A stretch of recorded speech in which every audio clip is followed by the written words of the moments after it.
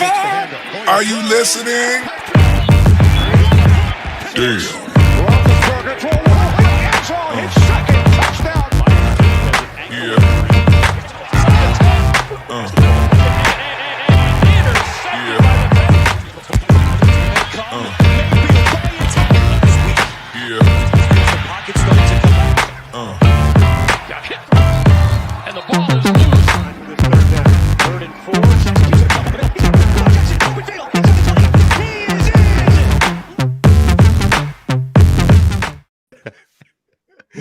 Welcome, guys. Welcome to the AFC North Talk here. We are late, guys. Yes, we are. We are late. I feel like we're late all the time. But by the way, Ace was going unbearable. to a Fuji's concert, baby. It's gonna be late.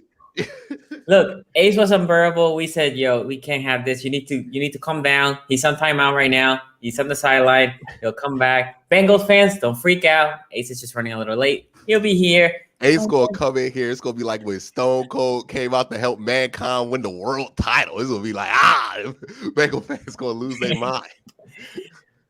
Some fans might be thinking, Tony, what's with the goatee? For those of you who watch the show, community Steeler fans, you will know this. We are in the darkest timeline, and in the darkest timeline, we wear fake goatees until we can grow them out. Normally, it's not a fun day to be a Pittsburgh Steeler fan today. By the way, this is why Tony today has an Oregon hat instead of a Steeler hat. By the way, black on black, the coolest color scheme. Shout out to everybody here. Remember, I think only 5 people lost in the Survivor pool this week, including one of the co-hosts got bounced out. That's regular Tony. This is evil Tony from the darkest timeline. That's not me. That's 2 of the other co-hosts made it by the skin of the A gap. But we here. We made it. I think that would have just put half of the league out, by the way.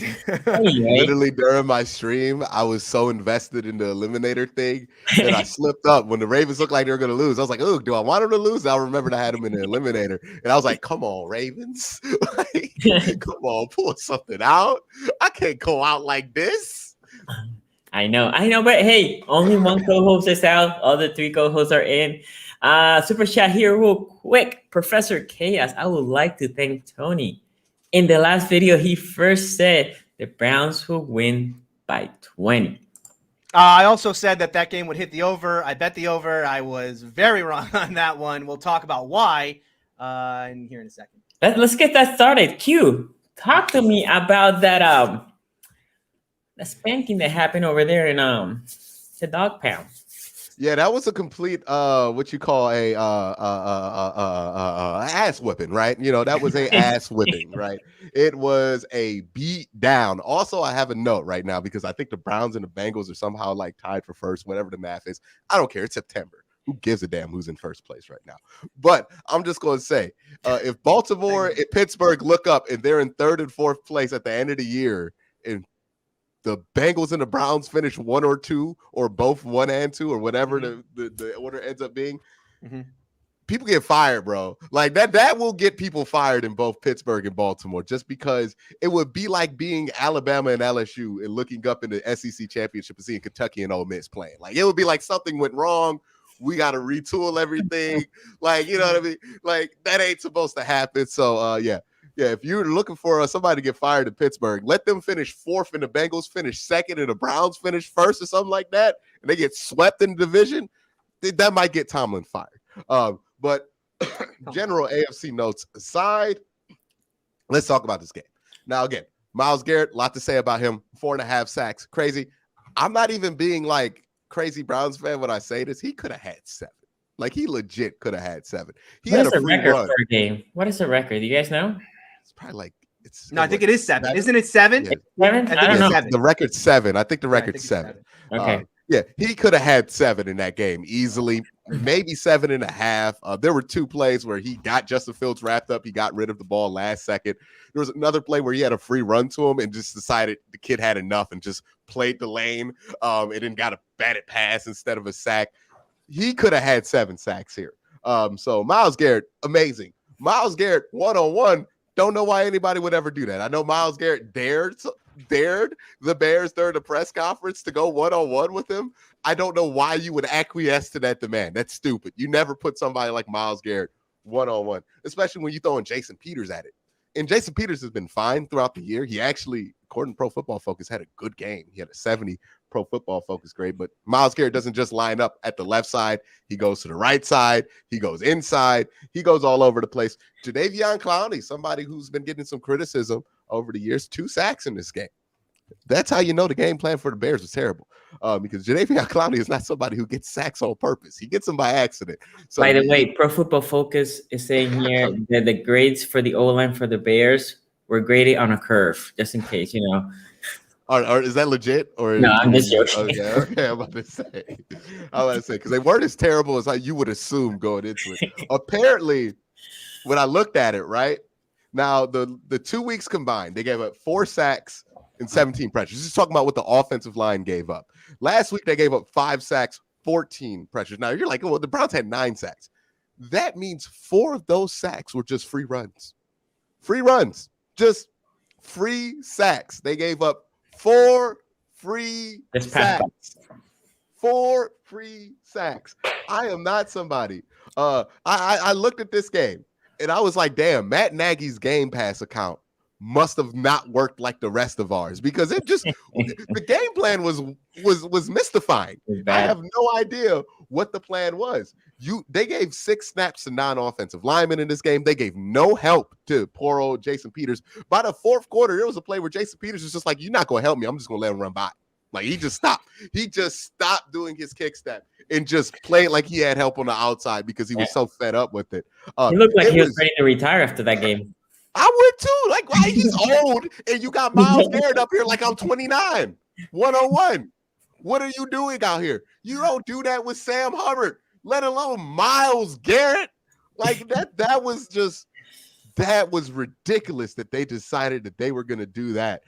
JOK played excellent. He needs to get more snaps. And I know a lot of talk with, the scheme changed. The scheme was this and the scheme was that. But I don't think the scheme really changed that much here. I think it was just execution really by the defensive line, but I'll have more on that in the film review later on this week on my channel. Bears offense actually played kind of clean. Only 2 penalties. The Browns played a pretty sloppy game offensively. They gave up 2 scoring possessions going for it on 4th down. Those 4th down plays were horribly executed. One was a late snap. The other one was a play action play where Baker went right.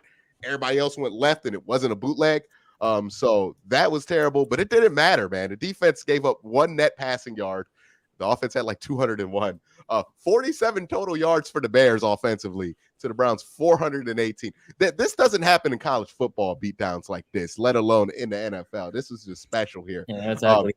It takes a combination of great play defensively, but also it takes a combination of just terrible coaching on the offensive side of the ball. They did shut down Nick Chubb, the Bears defense. So congrats to them for doing that. Had no answer for Kareem Hunt for whatever reason. Kareem Hunt tore him up, had almost 150 yards total, receiving and rushing. Felton, I want to talk about Demetric Felton real quick. He looks like one of the better punt returners in football, and he looks explosive. He needs to get the ball more. They need to get these young dudes the ball just a little bit more here. He was excellent on punt returns. Excellent. Much better than Donovan Peoples-Jones. Felton is who they think Schwartz is. That's my take. Yeah, I mean, I would buy that. That. I think Felton probably should get more reps than Schwartz at wide receiver. Yeah. Every time you see Felton touch the football, you're like, why doesn't he get the ball more? Like, you know what I mean? Yeah. I get he plays running back, and the Browns are like Alabama in 2014 deep at running back right now. They got Felton running 4th. But Dearness Johnson is a decent running back to have at 3, and he got Chubb and Hunt, and I think they're probably the 2 best running backs in the division if you're just talking about taking a handoff. So yeah, that was that. Offense started slow. Baker, he had an off game, but not a bad game. Like, it wasn't a bad game by any metrics. It was just he missed a couple of throws. The score could have been up in the 40s, but hey, they took it easy, I guess, offensively. Defensively, last week I felt like they looked bored. They just didn't look committed to the game plan. This week they didn't. I think that made a world of difference. And when Myles Garrett gets 4.5 sacks, the scheme don't matter. You know what I mean? Like, if Myles is able to get there, it don't matter what the corners are doing. Next week's going to be more of a test against a veteran quarterback and a good offense like the Minnesota Vikings, who did just recently beat a Seahawks team who might be better than that record indicates. So that's going to be an interesting game to look to. And we're going to talk about that Thursday. But yeah, the Browns offense didn't really play that clean of a game. The Bears technically played a much cleaner game than the Browns did. And the Browns defense and special teams really won this game. All right, you guys know I hate kickers. Like, everybody who watches the show knows I have no fondness for kickers, but this was kicker week in the NFL. Yes. This was kicker week. This Wow, was that's a record. Shut up about kicker week, all right? Because Chase McLaughlin, 4 kicks? One was a 57-yarder. Congratulations to Chase McLaughlin. You keep your job for an extra. I think this performance gives him 8 weeks, right? Like he can miss 2 extra points and 1 field goal, and nobody's going to ask for his job. So Chase McLaughlin, you have been afforded that. Do not use what we have afforded you yet.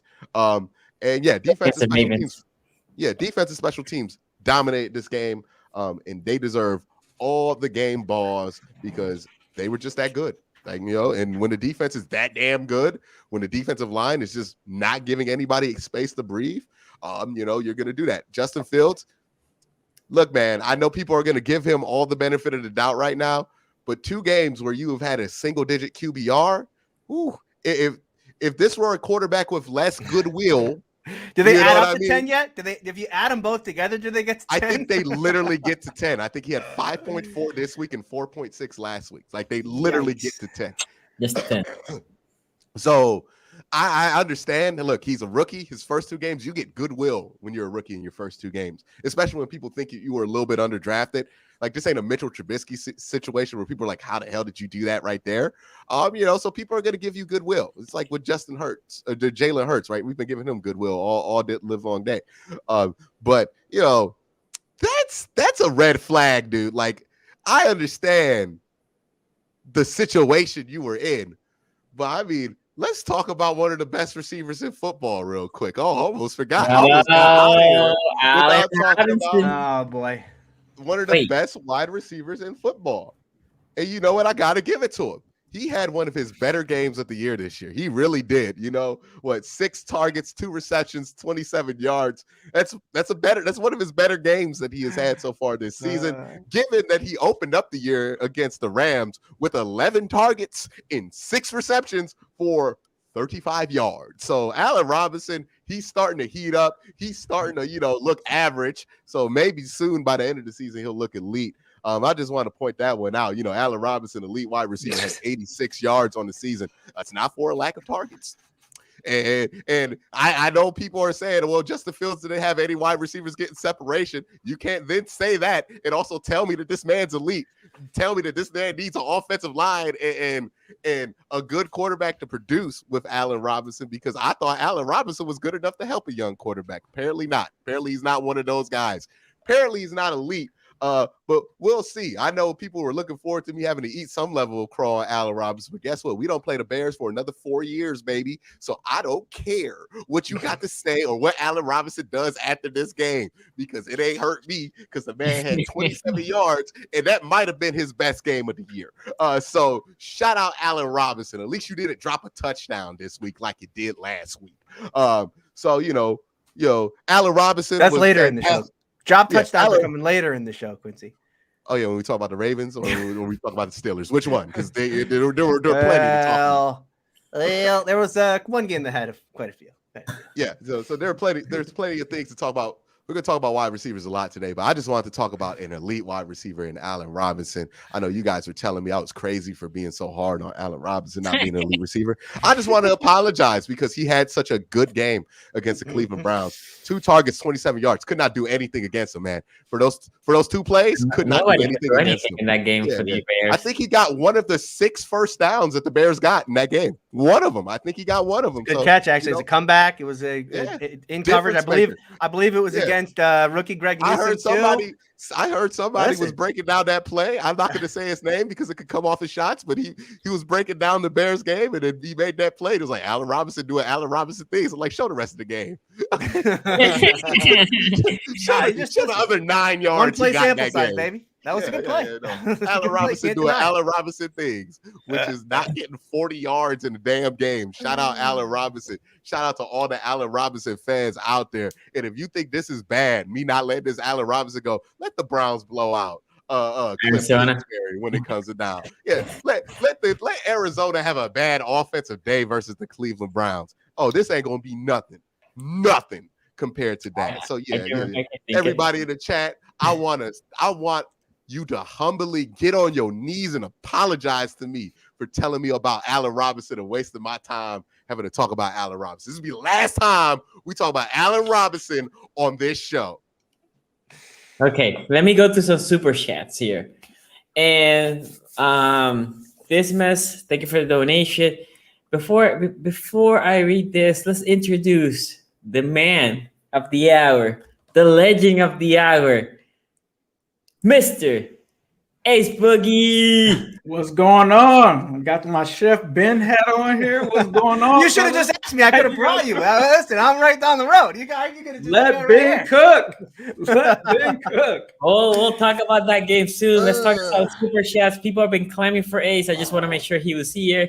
As a Steelers fan, I'm only here so I don't get fined. Shout out to you. Congrats. Hey, you and me both. And me both. Harvin for QB. KCDC, keep cashing them checks. Steelers Nation says everything went wrong with the game, not just the line. Ben looked done, but enjoy this, Bengals, because this will be your best win of the season. Hey, Chef Ace, baby. Chef Ace, Yes, Chef sir. Ace.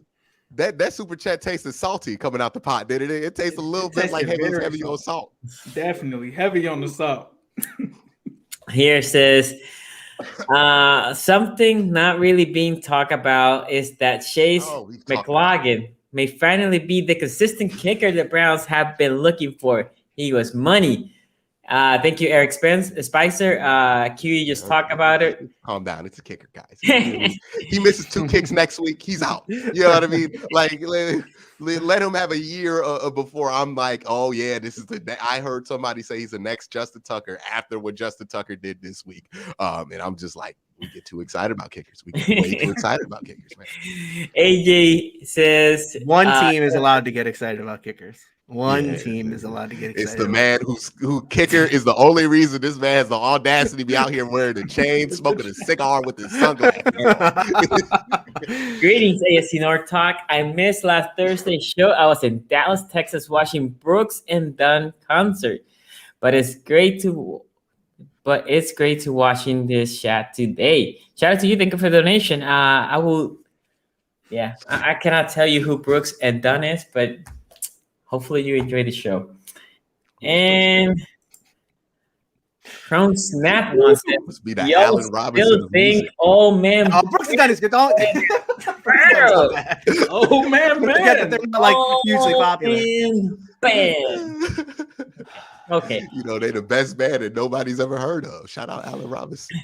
Okay, so we need some love. Chat, we can't have the Allen Robinson hate and the Brooks and Dunn hate. Chat, we need some love for Brooks and Dunn. All right, well, show some love to Allen Robinson when he get 100 yards. I feel bad for you fools that drafted Allen Robinson on your fantasy team. How's that working out? I actually have Darnell Mooney, so it's even worse. That man got 2 points. Not only is Allen Robinson not doing anything. He got 2 points last week. He got 2 points versus a Browns team that let Brandon Cooks go off for like 98. I'm just saying. This is true. Man, Allen Robinson, what happened? Did he fall off a cliff? Okay, so it's Matt Nagy. It's Matt Nagy. Let me say this real quick, because this was a beatdown, right? I said in the pre-show before we started to Quincy, it's like, does Matt Nagy hate Justin Field? Like, he didn't want us to start it, and then we saw why, but now he didn't even try to like help him with protection. Like, I would at least go max protection. Even if there's 2 routes out there. Max protection. Yeah, max protection. Max protection. He looked up the max protection and then did the exact opposite. He's like, all right, this is exactly what not to do. Yeah. You know what I'm going to do? I'm going to slide left and then put Jason Peters on an island with Myles Garrett. See how that goes, baby. We're not even going to give you the possibility of you running into another offensive tackle. We're going to put that. We're going ISO. Like, that is the equivalent of Trae Young on defense calling for an ISO on LeBron James. It's like, what were you thinking? Like, was that going to work? I have to take this off. Yeah, there was no running game for the Bears. There was nothing. Right. I mean, there was literally nothing happening. They were getting gouged on the running game between both Chubb. I know Chubb didn't have his strongest game, but still managed to eclipse 80 yards. And and Hunt also did above 80, 160 between the two of them. Baker had a decent game. I almost felt like Baker was like, you know what, we're just cruising. What am I gonna be? 9 sacks. Yeah. I don't really got to score that many touchdowns. Yeah, this yeah, week, that's what I'm right? saying. Yeah, but He- isn't it Not a concerning game. that they gave up so much pressure? It was a weird thing to watch because their offensive line is so good, and they much like we're gonna get on Matt Nagy for 5-man protections. There were a lot of 5-man protections by the Browns in this game, and on those plays, Baker was running for his life. A lot of I talked about hollow yards last week for Vegas. Cleveland had a lot of hollow yards in this game because of all the sacks and pressure that Baker was under. Yeah, and it was interesting to see that. I think one of the things that happened was Jedrick Wills went out for the second half, and then Joe Bitonio. I know he had a decent PFF grade for whatever reason, but from what I saw, he looked like he was having one of those days. He had a day like that last year against the Pittsburgh Steelers in Hines, where he just looked awful. Like Cam Hayward was just eating his lunch. But that's Cam Hayward. Not to say that the Bears don't have a good front, but they're not what the Steelers were last year. Yeah. Appreciate you saying that. Yeah, last year. But that is a little bit of a concern. The pressure on Baker Mayfield, it's something that's been there more often than it should be, even against the Texans, even against the Chiefs, right? We talk about those last 2 drives where the Browns didn't move the ball in the fourth quarter. Part of that was because they got behind the sticks because Chris Jones got in the backfield, right? So there is something going on there where they changed something, or they're not keeping these tight ends into pass block when they go 3 tight end, because they go 3 tight end a ton. They're just not keeping them to pass block, and I think that's a little bit of a mistake. That hopefully they learn from that, or they make that adjustment going forward. But yeah, the offensive line is something I've been pointing out during my streams. They have not been playing to the level that we expect them of, because Nick Chubb, 10 carries, 31 yards for most of this game. That's not the level that we expect this offensive line to be at. That's not the level that we expect Chubb to be at. Luckily, Kareem Hunt was able to just break tackles and go off this game. So you're able to score points that way and get into field goal range. But yeah, that offensive line, those issues there. Again, this was nice. This was a beatdown. The game was never close. Like even a 20-6 score, like it's not even as close as that score indicates, right? Because the Browns literally gave up 2 possessions for no reason, just going for it, being aggressive. So, the score is a score, but I think next week when you go against a good Minnesota team, at least they're decent on the defensive side. They're okay. They're good on the offensive side. I think you're going to learn a lot more than we did this week. All we learned this week was Myles Garrett's really good if you don't have a plan for him, which we already knew. And my goodness, Matt Nagy. So bad he raised Mitchell Trubisky's trade value. No. I got a hot take about this. Okay, we keep talking about like Matt Nagy, and then we said like last week we said we talked about Matt Nagy and we said this guy could win with Mitch Trubisky, right? Like he can this guy can put together some game plans. I want to reverse that hot take this week. Okay, are we sure Mitch Trubisky's bad? Because Mitch Trubisky never had a losing season with Matt Nagy. Okay, that's what I'm saying. He raised Matt Nagy to 11-5. He dragged Matt Nagy to 8-8 to a playoff game. It's Matt Nagy may be the problem. I have a second hot take about this football game, and I want to get Brown's takes on it because there's only 1 game sample size I'm basing this on. Well, not really, because I thought this actually might be for the whole season. Kareem Hunt, I think he's better than Nick Chubb right now. Am I crazy to say Nick Chubb is a better running back right now? Look, we know the thing with running backs is that it falls off. And I'm not saying it's falling off for Nick Chubb. You guys know I think Nick Chubb's the most talented running back in the league.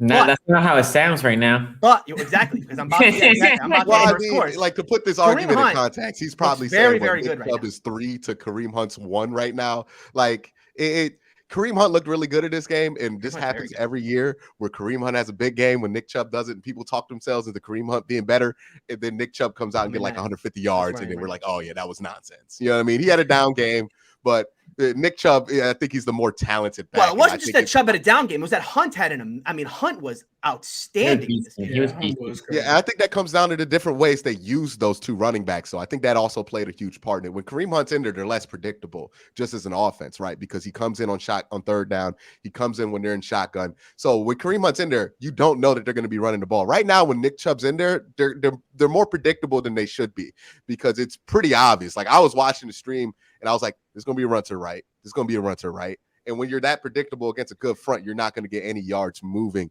So, yeah, they have become a little bit predictable when they're running the ball with Nick Chubb, and I think that's really starting to affect him. Yeah. And I think I don't know what they're going to do to mix that up, but I think that's a big factor in why Nick Chubb didn't look so good last week because they were just predictable in those fronts when he's out there. Let me Nick go Chubb to is better than Hunt, but they're both really, really good running backs. sure. Let me go to the super chat real quick here. Did y'all see when Big Ben tried to pass and completely fall on his face? Hashtag Mark Complete Clutch. the pass though. Complete the pass. I believe that was a complete pass. So whatever it takes for him at this age. I sub out Allen Robinson for Jamar Chase in my dynasty league and got laughed. And Cole, I want you to tell them fools to say sorry because one, I don't know why you drafted Allen Robinson. That would have been an auto draft pick. It's a dynasty. Dynasty. So he's had him back when he was good. Okay, you had him back when he was out there with a real quarterback. Blake Bortles produced a number, right? Yeah. So Blake Bortles good, that 1 year you. though. Good on you. Something in your mind said, you know what? Quincy said Allen Robinson is sorry. I'm gonna listen to him. I'm gonna go put Jamar Chase in. And boy, did you get a good game out of Jamar Chase. What, 14 plus he probably had like 100. So what? He put up what, probably like 20 something points. No, Yeah, Jamar Chase Robinson, had 4 catches, 60 and a touchdown. I think. 60 and 2 touchdowns. Yeah, so he probably had like somewhere around Two 20 touchdowns. points or something like Forgot that. about the second one. I blacked out at that point. So Yeah, so Jamar Chase probably gave you about 20 fantasy points. Allen Robinson probably gave you about 2.6 fantasy points. So good stuff. Good stuff. Philly bet Mo against says, Brooke and Duns, baby, go check out Philly's Deluxe for your hype music playlist. AJNM says, why are the Steelers playing horrible? How much time you got? How much time we got left in the show, Sonny? Where do you want me to start here? Discuss that very, very soon. Tony, anything else you want to say about this Browns game before I throw it to Scott? No, I think Everything's been done. Trubisky might be good. Okay, Mr. Ben Washingberger. Washington, yes, sir. Thank you. I think the Browns played a hell of a game on defense. I mean, we came in here last week, and Quincy definitely had to give him kudos on talking about it. Joe Woods in this defense, he wasn't getting the expectations, especially going with the star power that you had there. He wasn't getting that production that we saw, or that we kind of saw from that Browns defense potentially, right? And I think that this was a game where it just boiled over. This was the perfect setup, I think, for them to go in against a Justin Fields. This had to be the game where Joe Woods had to be more aggressive and attack this Bears team. And I think that he did that. The only concern, I think, like Tony said, was I was surprised to see like the sacks, but at the same time, they do have Khalil Mack. Khalil Mack ended up getting a sack and stuff like that. But it was a concern because obviously the Browns are an elite offensive line. And so I think that was the only thing that really threw me off. But I really like how they got after the run game in this game with Kareem Hunt and Nick Chubb. Yes, Nick Chubb did not have his best game, but I do agree with Tony in this game, not overall, that Kareem Hunt did look very explosive in this game, specifically in the pass game. And he's always kind of been that, especially when they get to that red zone territory and he's just throwing guys off of them. It's like, man, this is the best running back combo in the league, hands down, because you've got Nick Chubb and you've got Kareem Hunt, who's still young, by the way, and can still do his thing. So, I think that they put their stamp on this game with that. I talked about the tight ends being a big part of this game. However, I got the wrong guy. Apparently, it was going to be Austin Hooper doing this thing instead of Njoku. So I did like how they did that. And the biggest thing is I have to give them credit for Odell Beckham Jr., him coming back in this first game. I didn't think that they were going to, give him as many snaps or he was going to be a huge part of this game plan, but he was. They gave him a reverse. After I think he talked about, I'm not going to do that Jarvis Landry stuff. It seemed like I saw a reverse in there somewhere. OBJ looks like he's definitely hitting his stride as this season is going, and doesn't look like he lost a step. Like, obviously, you could probably say it wasn't a 100-yard game, but it was a very solid game. I think it was about 77 yards or something like that, 4 or 5 catches. And for him to not even really play with Baker in preseason and all of that, I think that he came back and fit into that role pretty well. And I think that the Browns did what they needed to do and took care of business. And Myles Garrett just went crazy. Like Quincy said, like, we knew that Jason Peters was washed last year. I think he was on the Eagles or something like. We knew he was washed, and I was just like, are you really going to line him up to go one-on-one against Myles Garrett? That's really your game plan? So I think that the defense showed up. I also saw some nice things in the secondary from Newsome. I thought he had like some good coverage plays as well. But the Browns did what they needed to do, took care of business. And I don't think there was anything bad that you could really take away from them in this game outside of the sacks. So I think that they took care of business, and yeah, pretty much. Okay, so guys, make sure you like this video. We have almost 700 people. Please just take a second, like the video. Tony, you making us look bad with the Hunt take. I will say Hunt and Chubb are better than Harry. Look, I will say this. I never understood the hype. People are talking about Harris being like top back year one. I don't know the last time that happened with Alabama running back. Like literally, even Henry, it took a couple years before he became King Henry, right? So see you tomorrow, Ace. Smoking on that Steelers pack. Let's enjoy some barbecue. Yes, we on that Steelers pack tomorrow at Midwest Barbecue out in Loveland, Ohio. If you're in the Cincinnati area, I will be in town tomorrow and Thursday. So definitely link up with me for sure. But Tony, talk to me about that sponsor. Of course. Well, it is football season, baby. And you know what that means. It means we're going for two here with the sponsors of today's show, Manscaped. Blitzing through hairs has never been easier, and it's time to join the 2 million men worldwide who trust Manscaped by using code AFC North Talk, AFC North Talk, all one word, at manscaped.com for 20% off and free shipping. It's 3 and out. It's 3 and out the window with all other trimmers. Now go tame that Wildcat offense. The world is starting to open, and the Performance Package 4.0 from Manscaped is here to help you get ready. Inside, you'll find their brand new Lawnmower 4.0 trimmer, their Weed Whacker ear and nose hair trimmer, their Crop Preserver ball deodorant, their Crop Reviver toner, plus 2 free gifts, their Performance Boxer briefs, and the Shed travel bag. The Performance Package 4.0 from Manscaped is the perfect package for your package and a key to great grooming and hygiene routine to make sure the boys downstairs are smooth like Tom Brady in the fourth quarter. The brand new Lawnmower 4.0 is here to take your defense to the next level. Their 4th generation trimmer features a cutting-edge ceramic blade to reduce grooming accidents thanks to their advanced skin-safe technology. There's no 15-yard penalty for this clipping. This package also comes with the Weed Whacker. This elite nose and ear hair trimmer is also waterproof. It uses a 9,000 RPM motor-powered 360-degree rotary dual blade system. This trimmer also has proprietary skin-safe technology, which also helps prevent nicks, snags, tugs in those delicate holes. And after trimming your footballs, show them some love with Manscaped's liquid formulations. Their Crop Preserver ball deodorant, their Crop Reviver ball toner are here to take your ball game to the next level. We have an exclusive offer for our audience. Get 20% off and free shipping, but you got to use the promo code AFC North Talk. AFC North Talk, all one word, at manscaped.com. Okay, so let's keep this thing rolling. Let's talk about some Ravens. Look,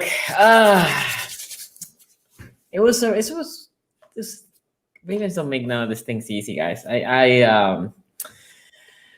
I knew this game had the potential of being bad, and then if you follow me on Twitter, I tweet during the game, and I said like we're letting them hang around, and now the problem was not only that we were letting them hang around, was we know our D-line, and similar to the Steelers, I know the Steelers do this too, a rotation, right? Our D-line is a constant rotation, bringing in and out, people in and out, right?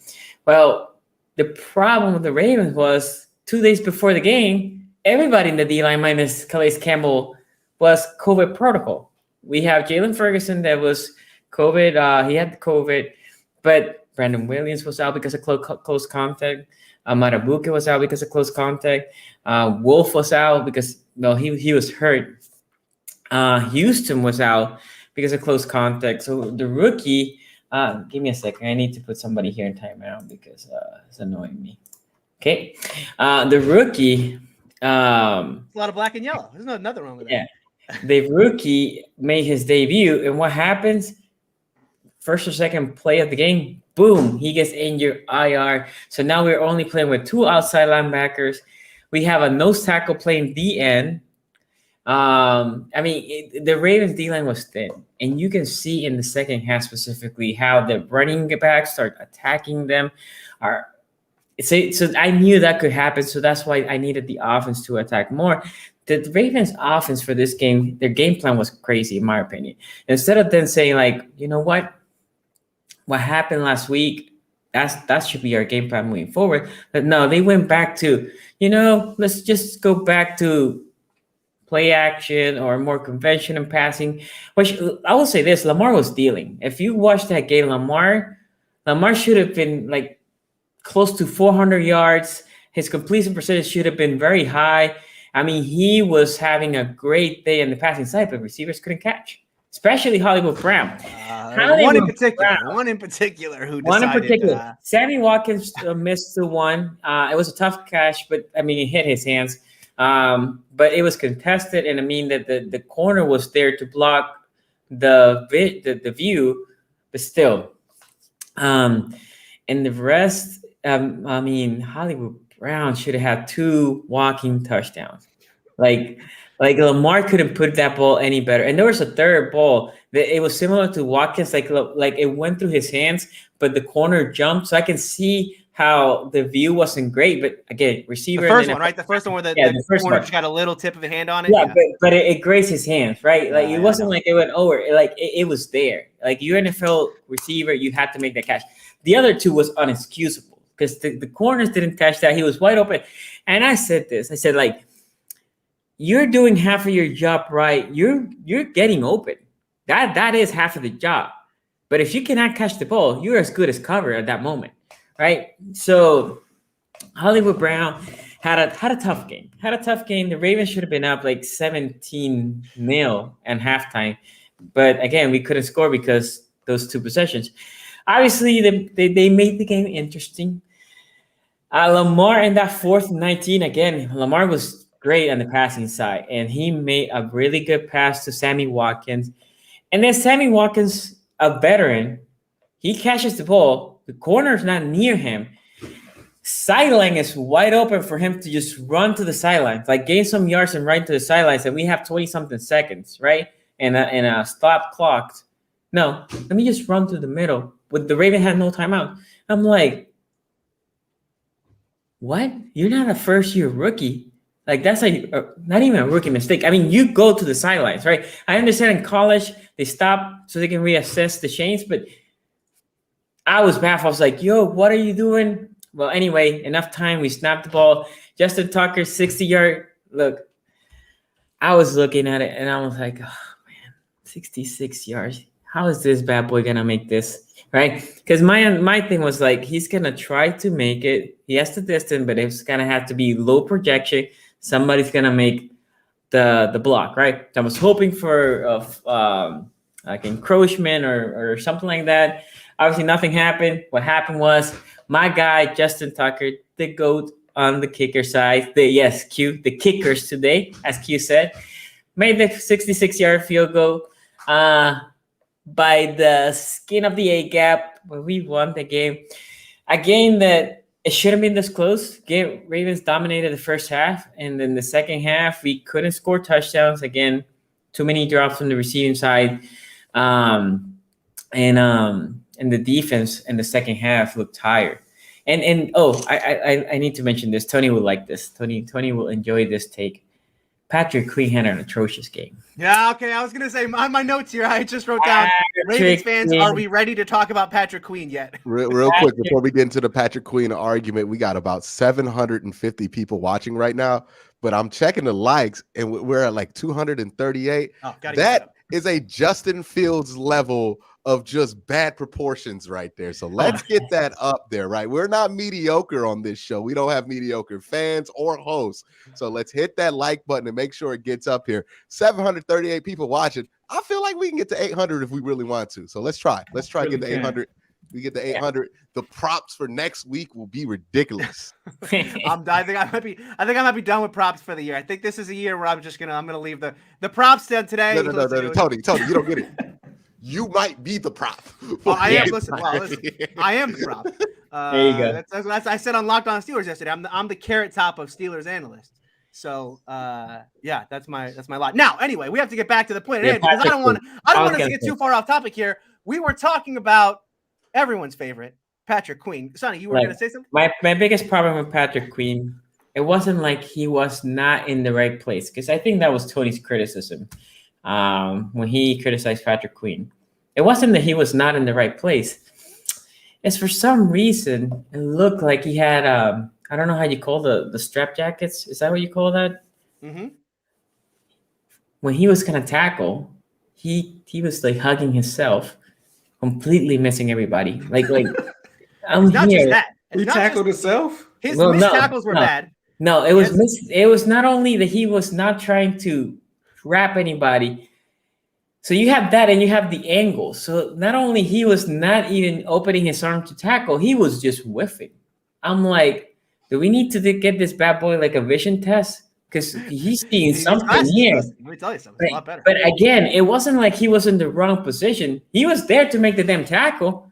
But Well, okay, and hold let me on, say though. this. Wait, Oh, yeah, go ahead. hold on, Go ahead. because I have somebody else. As I mentioned this yesterday, Mister Deshaun Elliott, and I know you're playing injured, but you have whatever Queen had, whatever water Queen had. That's what you drink. And he was doing the same shit. He was just not even trying to wrap up. I'm like, what are you dudes doing? Bad. Those two specifically, those two bad angles.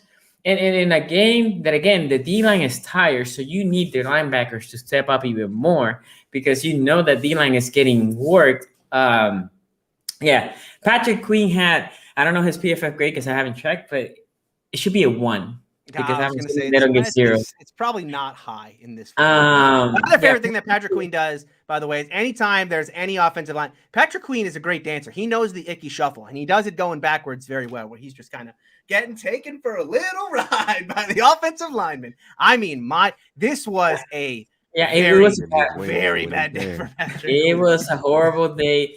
Look, the Ravens are lucky. If this would have been a loss for the Ravens, it would have been a bad loss.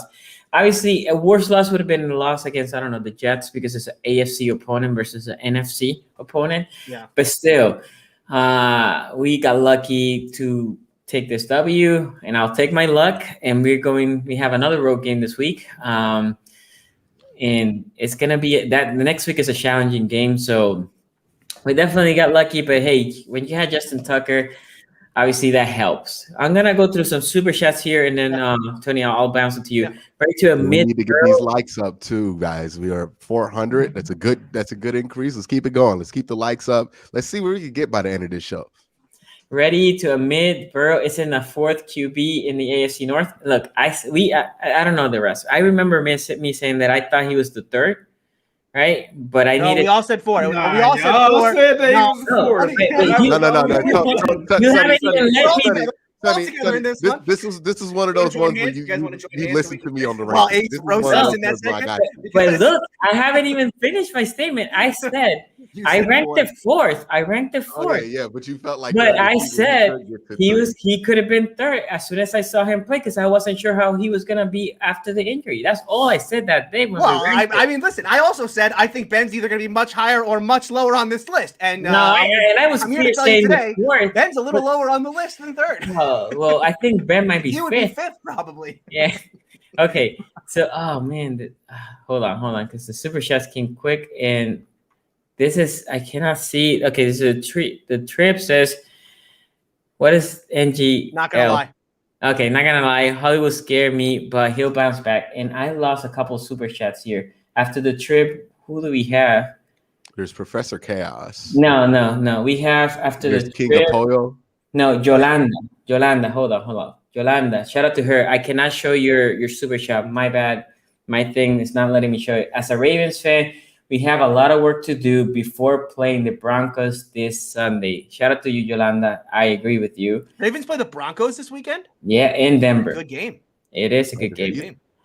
And now I think after that, I had King. Sunday show why Bateman is wide receiver 1. Sorry, Hollywood. We cannot even crown Bateman yet, guys. He is a rookie. He ain't even played.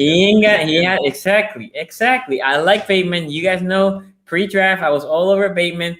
I'm not here ready to crown Bateman number 1 at all. I think Hollywood should give him a couple tips. I think, he's got a good core to work with there in Baltimore. Hollywood can give him let's pointers, Was that Tucker or the Lions curse? I mean, the last time we went in Detroit, Tucker hit a 61 also at the end of the game, and making Calvin Johnson wanted to retire after that game. And I think that's it, right? No, I think we caught up. Yes. think we're Yes, caught yes, up. Yeah, I yes, think yes. we are caught up. Yeah. Okay, Q. Let me jump in here real quick. One of the interesting things about this game, right? Justin Tucker missed the field goal in this game. Yes. Right? That's why he missed couldn't miss a 49 60-yarder, because he's not going to miss two in a game. He smoked the 49-yarder, and then that 39-yarder, it literally kissed the goalpost. It looked like it was going to be like one of those like weird, shaky Justin Tucker games going into it. But luckily for him, he had a lot of times to kick the football today. Wide receiver drops, right? That's the biggest thing for the Baltimore Ravens. They left legitimately with the missed extra point, with a missed field goal and the two drops. I felt like they left about 14, 17 points on the board. It should have been like 30-0 by halftime. The game should have never had a chance to get close. But when you let teams hang around, they start to believe, they start to keep playing hard, and that becomes an issue for a team like Baltimore. So that's been a problem for them. I'm not going to say that the Lions. Look, I know people that line on Twitter because of how this game ended. No, they did not call a delay a game. But guess what, guys? It happens like 5 times a year where somebody doesn't call a delay a game. And people feel, I would rather they not call a delay a game than the game go down to being on a penalty, right? Because if they call that delay a game there, it's a 10-second runoff, game's over. That's a pretty boring way to end a football game, and football is entertainment. I'd rather have them play it out. So I get it. Lions could have got screwed, but let me tell you something. Don't feel bad for the Lions here. They stunk too in this game. They were not great. DeAndre Swift had a wide open touchdown in this game, and he didn't catch it, not because he didn't like catch the football. He lost the ball. Know that the football was coming. Like the football bounced right in front of him. It was like, how did that happen? I don't know, dog. You was running around. Like, it shouldn't catch you by surprise. Patrick Queen. I have an interesting comp for Patrick Queen, and it's Mack Wilson, because Patrick Queen is athletic enough to get around to any play on the field. You'll see number 6 right around the ball all the time, but he's not at the point yet in his development or cerebral enough to where he can actually make that play, right? He is that level of frustrating linebacker. And then he's not tackling. That's peak Mack Wilson right there. Mack Wilson will be in position to make a play or be near a play, miss the tackle because he can't get a good angle on it, because he's not getting that extra step on the defense, because he can't diagnose things as fast as he can run. So that's the biggest issue with Patrick Queen. I don't know if there's a easy fix for that. But yeah, that's where I'm at with Pat Queen, right? Athletic guy, all the tools, but if you're asking him to do what you're doing in that Ravens defense, he's just not there. He doesn't have the high enough awareness ranking, if we're talking about Madden, to make those plays, just to be around the play, which is very frustrating because he wears a single digit. So you know it's Patrick Queen every time. And you're like, oh, Patrick Queen's around a 10-yard run. Patrick Queen's around a 7-yard completion. Patrick Queen's always around, never making a damn play. That's where Patrick Queen has been at. And that's the difference, right? Being able to be aware enough to diagnose these plays pre-snap, to be there before the ball gets there. Lamar Jackson, I felt like he played really good up until about 6 minutes and 10 seconds left in this fourth quarter, because it was bad up until that 4th and 19. From 6 minutes and 10 seconds to that 4th and 19, Lamar was bad. That interception, I don't know what the deal was on that interception. I don't see how that could have been a good decision either way. It looked like he just threw it up to grabs and got intercepted. No reason why you would do that when you're up in a football game. So the interception that led to the Lions even taking the lead, Lamar got bailed out by Justin Tucker just as much as Marquise Brown got bailed out by Justin Tucker, because we know how people would go with this whole Lamar thing. If he would have threw an interception, the Lions would have scored, and then he gets sacked on first down. On second down, I forget what happened on second down, but I think he got sacked again or something close. No, he didn't get sacked. I think it was an incomplete pass to Duvernay, which was actually a good ball. It just wasn't caught. He dropped it. And in 3rd and 13, he almost gets sacked twice. He fumbles this football mid-play, catches it, gets hit again, has time to throw it out of bounds, and just lets his momentum go out of bounds there. He was outside the tackle box. He could have threw that thing, just toss that out of bounds real quick. He would have been back to the line of scrimmage. Instead, he loses 6 yards there. So not a great series of events that gets you to that 4th and 19, but it don't matter. Like he had a bad game till he didn't, right? Well, he had a bad few minutes until he didn't, because then that throw to Sammy Watkins, for whatever reason, and this is why when people say Detroit deserved to win that game, no, they don't, because what were they doing on that play? They literally just let Sammy Watkins run free right to the sideline. You cannot have that happen. You cannot have that happen. Well, he was close to the sideline. They had to spike. Well, the other thing is they rushed 4 on first down, second down, and third down and got pressure on every single one of those plays, including, I mean, I don't know who the right guard was. The right guard got absolutely steamrolled. Tyler. I don't know if it was second or third down, but he got steamrolled on one of those plays. And then the Lions side rushed 3. Yeah, then they rush 3. And I know what the internet tells you, Lamar Jackson can't throw, but if you don't rush Lamar Jackson, he's going to make a play with his arm. He's not a bad quarterback. Like, people need to stop listening to the internet when they come up with these game plans, because sometimes it feels like they're listening to the internet. But yeah, so they let Lamar have all this time to throw. He gets comfortable, and Sammy Watkins pops open. And you know what? Just for that mistake, the Lions don't deserve to win this football game. Now, Baltimore, they got a delay of game. That was a delay of game. Like, make no mistake about it. It was a delay of game. They just didn't call it. They didn't call it. I think it was fixed. I agree. Yeah. It So was fixed. What it is. NFL's fixed. But it's the only way to explain what happened this weekend. Justin Tucker comes out here after that play with the biggest bailout this country has ever seen, ever in any capacity. 2008. Coronavirus, the 1935 the depression, like any bailout that has happened in this country. No, Justin Tucker outdid it with a 66-yard field goal in a dome. And I know people like to say in a dome to discount it. No, there is no wind aiding you in a dome. That is all Justin Tucker right there. Like, he kicked that thing with his leg, no help, 66 yards. And that thing was straight online to the point to where it bounced off the back bar. Talk about choosing when to make your shots, dog. Like, I was watching that. No way you make that field goal, right? Even if it's Justin Tucker. That's a 60. Like, if this were Denver, I would give it a shot. But he makes one of the most incredible field goals, period, of all time, let alone it being literally a game winner. That's like shooting a half-court shot for the that. I don't know what to compare it to in any other sport, because it's just that fantastic. So Justin Tucker, for that alone, put the kicker in the Hall of Fame. He's no longer a kicker. He's Justin Tuck. I respect Justin Tucker. Tucker, not Tuck. That's a different guy. That's a different guy. But yeah, Justin Tucker is now Justin Tucker. He is no longer a kicker. When I talk about kickers, I am not including Justin Tucker because he's in a different class there. But all in all, literally nobody deserved to win this game. I don't want to hear, I feel bad for Lions fans. I don't want to hear the Ravens got lucky. No, both teams stunk. Both teams did not play well. Both teams did not deserve to win this football game, but somebody had to. And one team had Justin Tucker, who can make a 66-yard field goal, apparently, automatic. And the Lions had Jared Goff. So, that is what it is. Overall, there's nothing really that big to be concerned about here. I am kind of wondering what they're going to do with Andy when Ronnie Stanley comes back, because I know that right tackle didn't have a great game, but he was better than what Andy was on that side. So do you go from Andy being You're coming along. See, I said this last week. Do you go from here's what I'm saying. Do you go from Andy being decent at left tackle to just not playing him, period? Or no, you just keep Makari. Yeah, keep Makari at right tackle.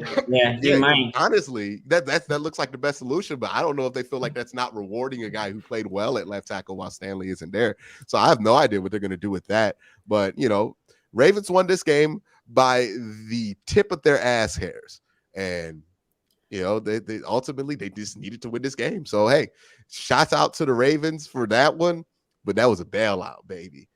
And you don't got that much more of those in the season. Like, that was a bailout. Yeah, you only get one or two. Okay, so we have a bunch of super chats. A couple I cannot show them again. One from Helio Dominguez. I disagree. I was not lucky for the Ravens. It actually should have been a blowout in the first half. He dropped 3 TDs. Lamar proved he can be accurate. Look, because exactly what you're saying, he got lucky because we left so many points there. It should have been close, but it was close, and it got lucky that, look, when you make a 66 yards to win the game, it's definitely luck. I mean, nobody has done that before in history. In a dome, dog. Yeah. Sean Davis here says, who is the best running back in the AFC North? Any thoughts, guys? Running or catching?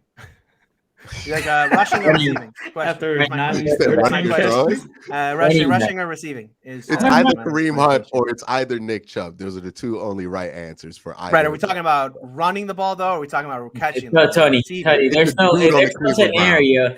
There's no scenario that Harris comes on top of you. I mean, he might be the best receiver in the division. No, he's just literally the only option. I'll talk about the Pittsburgh Steelers offense. I have a fun analogy for that later on. Okay, so here you have but it's not as fun. The great Logan Wilson, better than Patrick Queen, not even close. I love Logan Wilson. Ace knows. I told Ace when they drafted him that I love Logan Wilson. And he's playing the better than Patrick Queen. There's no mistaking that. Just living it. The Big Ben farewell tour is in full effect. Professor Chaos says, "Hey Tony, at what point do they take Ben out or just live with Ben?" Yeah, I said on. So if you follow me on Locked On Steelers with Chris Carter, I said on his show, right before the season started, I said 30% chance Ben gets benched this year. I would like to up that. I'm going to now put it at, it's got to be at 50-50. The only reason not to bench him at this point, and I will talk about the performance and everything that happened. The only reason not to bench him at this point is pride, right? Because this team, and we'll talk about where this team is headed. I think at this point, what is this team going to do with Ben Roethlisberger this year? At some point, this team, I know you don't want to bench him because for kind of what that says about how he ended his career. Yeah. But, this is a team that's got to figure out what they have behind Ben Roethlisberger because, he's probably not playing into his 40s. Remember when Eli got benched? Haskins season, baby. Remember when Eli got benched? Yep. Yes. But Eli was worse. Eli had a record of not missing a start. That was a douchey move. Well, I mean, right? it's not going to be a lot better in Pittsburgh when you're outright benching your quarterback you've had for 17 years. Yeah, but Eli came back like the next game and started again. Like it was like you broke. Yeah. Well, the way that they handled that, where they didn't really bench him, they benched him, but not really. Yeah, it was. They benched him for Geno Smith too. Like that's I would benching Ben for a flyer that you have on Dwayne Haskins, a former first-round pick, versus benching him on like what was a 32-year-old Geno Smith. It wasn't like a young Geno Smith. Yeah, that's a little bit like okay. My hot take is that 32-year-old Geno Smith was still better. Jogging was 19 when he did this. Shout out to you, Steelers struggling against Ohio teams. Okay. Hey, by the way, Pittsburgh ain't been the same since the Browns put that beat down on them on NBC on the wild card. Not true. Buffalo will always live. Steelers fans will always have Buffalo. Don't let them say anything. We'll always have Buffalo. But that was at Buffalo. Y'all scared of Hines after that. Oh, no, we got to build the stadium. You already said this. Yeah. No, they got to tear the stadium down. They need a new one. I agree. It's infected. It's infested. You got to get rid of it. Start playing. They got the Browns luck at home now. Like the Browns gave them that. Right? Road Warriors this year. Steelers are going to be Road Warriors this year. They should have given us an extra. They gave us an extra home game this year. They should have given them an extra road game. That's what they needed. Elio Dominguez here says, "Tell me, Quincy, how it was a delay of game if no one from the Lions, no coaches, no players got mad about it? It was just the TV clock wrong." No, it was absolutely false. They showed the angle where they had the stadium clock on there. Yeah. It was delay of game. I literally said it doesn't matter if it was delay of game. I would rather it not go down to that. So I don't know. Didn't they already come out? Didn't the refs come out and say that it was a delay of game? I think came out and said that it was. Yeah, it was a delay of game. Like, but the reality is that gripe. But of all the penalties, delay of game is one of the few that they barely call. Right? I feel like every week you see delay of games happening that they don't get called. I think it happens so much that we don't even notice it. Only if it's an important play. And I'm just going to tell you right now, the NFL at the end of the day is an entertainment product. They're not going to end a very enticing game with a 10-second runoff and a penalty. That's not how they want to do things. They want to let this thing play out on the field as much as possible at the end of games. And I applaud them for that. That's much better for the sport, and that's much better for the game. Yep. So DWGPND here says, who you guys got as division winners? I think we all got to pick our team. I'll pick the Ravens. Q, you will pick the Browns, right? I don't think Tony's picking the Steelers to win it. Well, that's true. That is true. Someone say the Steelers to win the division. I agree, 100%. Come back, Tomlin. Listen, Tomlin's done some miracles in his career, and he's ready for one more. I like that. I only heard the end of it. Left, I didn't see how you got there, but Hey, so will you pick the Bengals to win the division? We'll see, man. I'm not gonna jinx anything right now. We'll see how it pans out. We'll see. You at that point of the year where it's going good, Yeah. but you don't want to get too excited because you done seen this team start 5-0 before. Zach Taylor could suit up and play better than Ban. Zach Taylor is a former quarterback. That's not offering too that, far or what are we fetched. saying? Matt Nagy and Ben should switch places. I think that would be better for both sides. Mischief Culture here says, had a coworker talk to me the day after the Steelers game, he would rather have Pittsburgh lose out this year and get a top 10 pick. Can I ask a question? Rather than what? Rather than what? And we'll get to the Steelers game in a second. I don't but think they're going to have a choice. Yeah, no, right. Rather than what? What do we think the Steelers team is about to do? And I mean, we're going to talk about it in a second, but like, I know a lot of Steelers fans still have hope or whatever, like, oh, Tomlin's done some miracles, but like, we all watch the same 60 minutes of football, right? I didn't watch a different version of the Steelers. Are we thinking this team's still headed for 8-8? Some Steelers fans out there really? I talked a lot about basic math last week. Someone in chat doomed the basic math for me. How does this team go from what I watched on Sunday to anywhere close to 8-8? Someone do that math. There's no way they can do 8-8 because there's 17 games. 8-8 whatever. You know what I'm saying. 8 wins. And Brandon Corbin here says, love you guys and the content.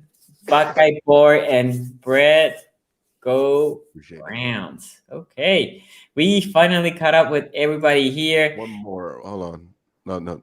Is that one? Did I miss one? We caught up. Okay.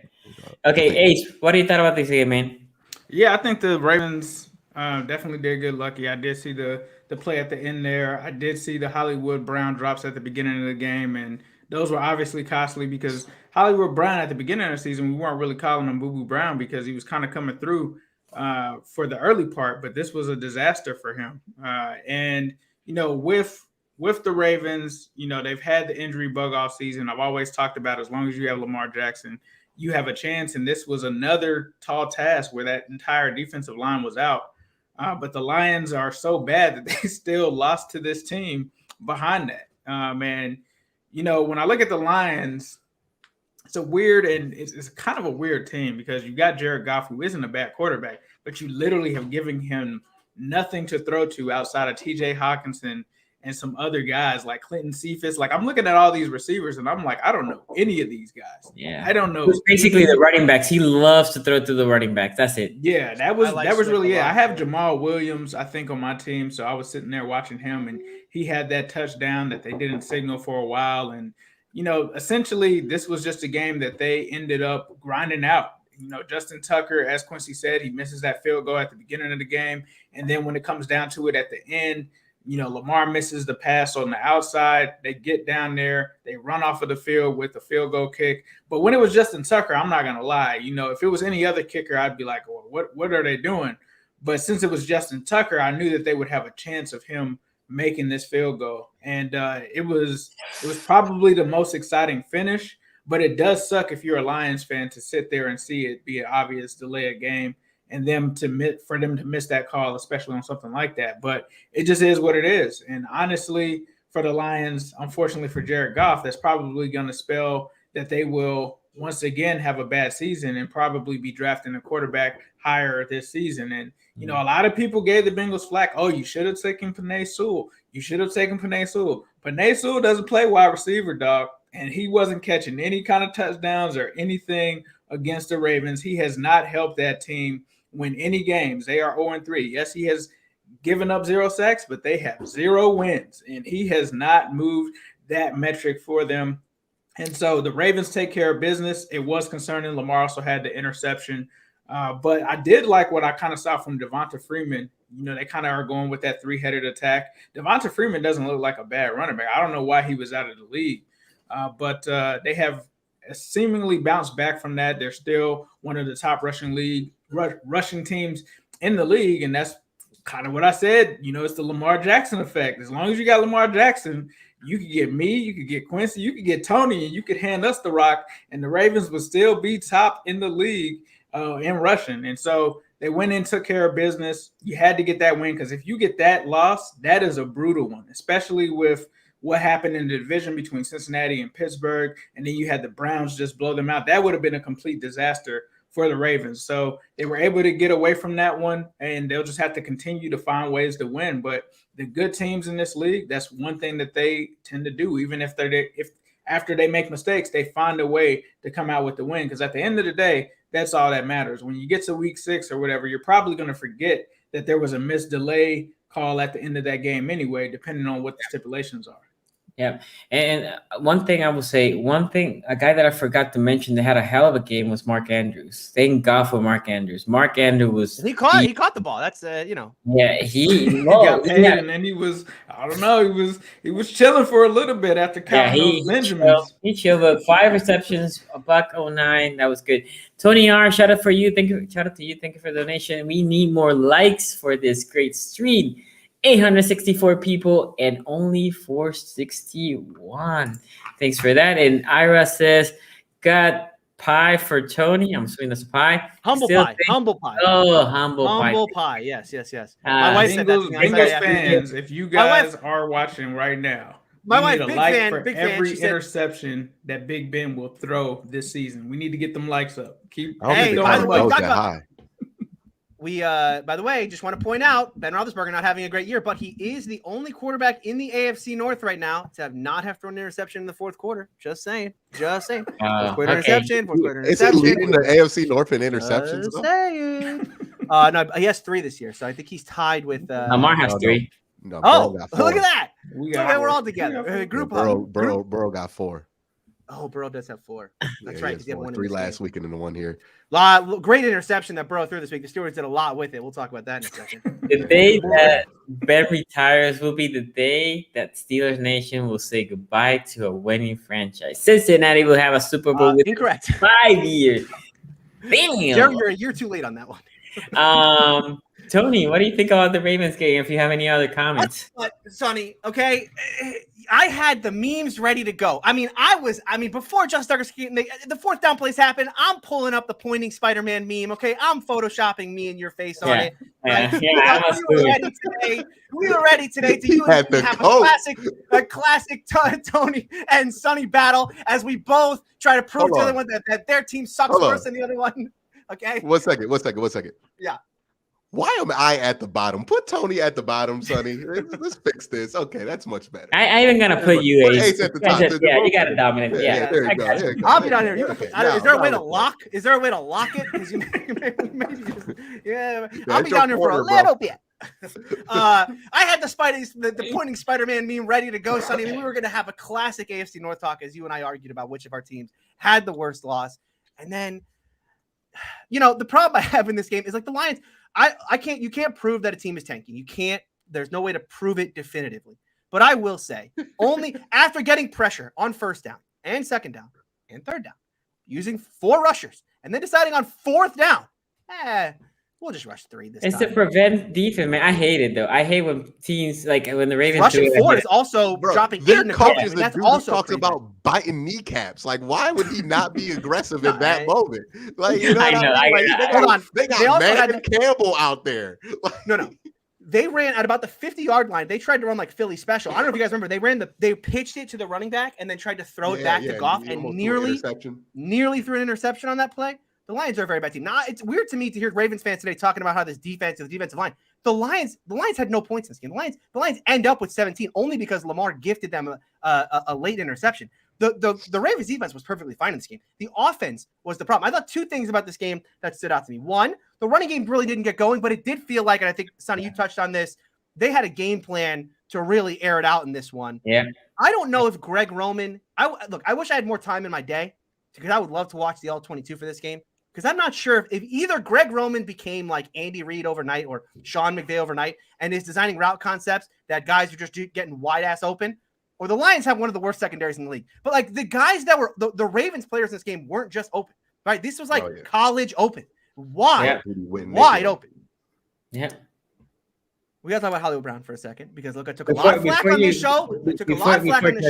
Yeah. There was this Pookie scoop as Q likes to call them. Twice wide open. two times drop. Go ahead, Tony. No, the Pookie Scoot is when he catches it. The Well, Dookie Poop is what happens when he drops it. All right, yeah. That Listen. was Dookie Brown today. I was like, oh, yeah, he's back, baby. I thought he was gone, but my boy Tyreek is back. Let's go. Steelers fans don't have a lot to be happy about today. In fact, we have pretty much nothing to be happy about today, except one thing.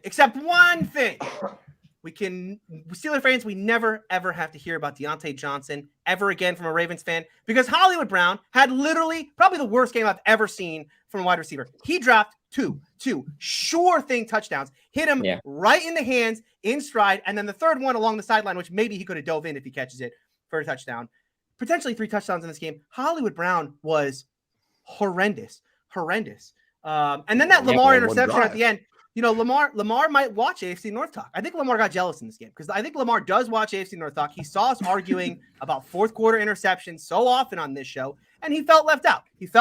So he felt like, look, let me throw a quick fourth quarter interception right here, get myself in this one. That's a bad interception. I mean, again, you know, Lamar Jackson was dealing. Like, we can say a lot of nice things about Lamar Jackson in this game, but that interception quite nearly cost them the game. And again, you know, we go back to the Baker thing, right? You know, Baker's bad interception in that game cost him that win against the Chiefs. The Joe Burrow interceptions last week and how bad that they were. I mean, that Lamar interception was. But that pick was around the 25-yard line. It almost felt to me like he was trying to push the ball down the field, and he figured if it gets picked, it's essentially the same where the punt is going to end up. But why would you do that when you're up? Yeah, why? No, but that was a 3rd and long, right? So my point is, I agree it was a bad pass. You think it was like an arm punt? But what I'm saying is, I think it's not an arm punt. It's not an arm punt. Look. What I'm thinking is, again, what Sonny is thinking is the Steelers had how many drops in the last game? I don't know how many he did. Well, we'll talk about Tony, we got plenty of time. Tony. We got like 50 minutes that we gonna spend on this Steelers. Yeah, no, we got a lot to say about the Steelers game. Go ahead, Tony. Finish your thought, man. Oh yeah, I don't have much else to say because I was gonna do a whole thing on Patrick Queen, but we already did that. So okay, we already. Okay, but let's talk about the main game then. Let's talk about the main game. And look, which one? Rams Bucks. The AFC North showdown. Look, this game right now put 2 teams in a clear corner. Meaning, there's a team right now that has a tiebreaker for first, and there's a team in the bottom, and then the Ravens and the Browns are tied for second. The Bengals are in control of their own playoff fate. Yes, right now. Yes, exactly. Exactly that. You know what? I'm going to start with some positive notes. I'm going to let Big Ben Favors receiver Logan Wilson start. I like that, actually. I got an intro that we're gonna have to show. Oh wait, yes. During this before I give my recap here. Do we want to just get me and Sonny out the way and then just let Tony and Ace go at it for a little bit? Yeah. Oh, I'm not even talking. I'm gonna let them too. Oh, here you go. Wait, what? Completed pass. Hit the unmute. Hey, that's a completed pass, boys. This is what peak excellence looks like, okay? Guys don't like it, but this is what peak quarterback looks like. I've always thought that, like a lot of quarterbacks when they run, they look like they're running. Ben runs like he's late to work. Like that's always kind of been like, his athletic style. It's a dude late to work. That is the epitome of what Ben Roethlisberger is. Now, when we first had this moment, Steelers fans, yes, I'm talking to you. We ranked these quarterbacks in the offseason, and one panelist told you that Ben was cooked. We all sat on here after that Cleveland's game, and everybody seemed to forget about it. The end was near in that game, and I told you that. And then I get hit up this offseason. Oh, Ace, still think that Ben's arm is shot? After the Lions preseason game, I had so many Steelers fans in my comments talking about Ben's back. Are you sure? Still washed? Is he really still washed? Yes. Yep. Big Ben is washed. And this is what I warned you guys about. I sat here and said, it wasn't that I hated you. It's not because of the Vontaze Burfict. That had nothing to do with it at all. I told you my concerns. The offensive line, the quarterback being old, Matt Canada's new offense, all of this was not going to bode well for you guys. I think that you have a great receiving core, but what have I always told you? You need to get a new quarterback. You can't let Ben fall off the cliff, because this is what's going to happen when you do that. And then I said, okay, well, when did the Steelers, when did it go from 6 Berg to stairway to 7 to let's just have a decent season? I don't know when that happened. And so when that happened, I kind of saw the writing on the wall. And when I came out here and said, I think looking at the schedule, not even just the Bengals, I'm like, this is possibly a 6 or 7 win team. I said it. And you guys were like, no, you're just a hater and this and that. It had nothing to do with it. And going into this game, one of the things that I said is, yes, the Bengals do need to be worried about this Steelers front. But that Steelers offensive line needs to be worried about that Bengals front too as well. And I said also on our O-line rankings, I think that this Steelers offensive line is worse than the Bengals. They had so many young guys there. I figured that would be, an issue for them. But I did not expect this. I did not expect us to go into Heinz Field and really bully a Steelers team. And going into this game, I thought we had a chance to win. I thought that it would be close.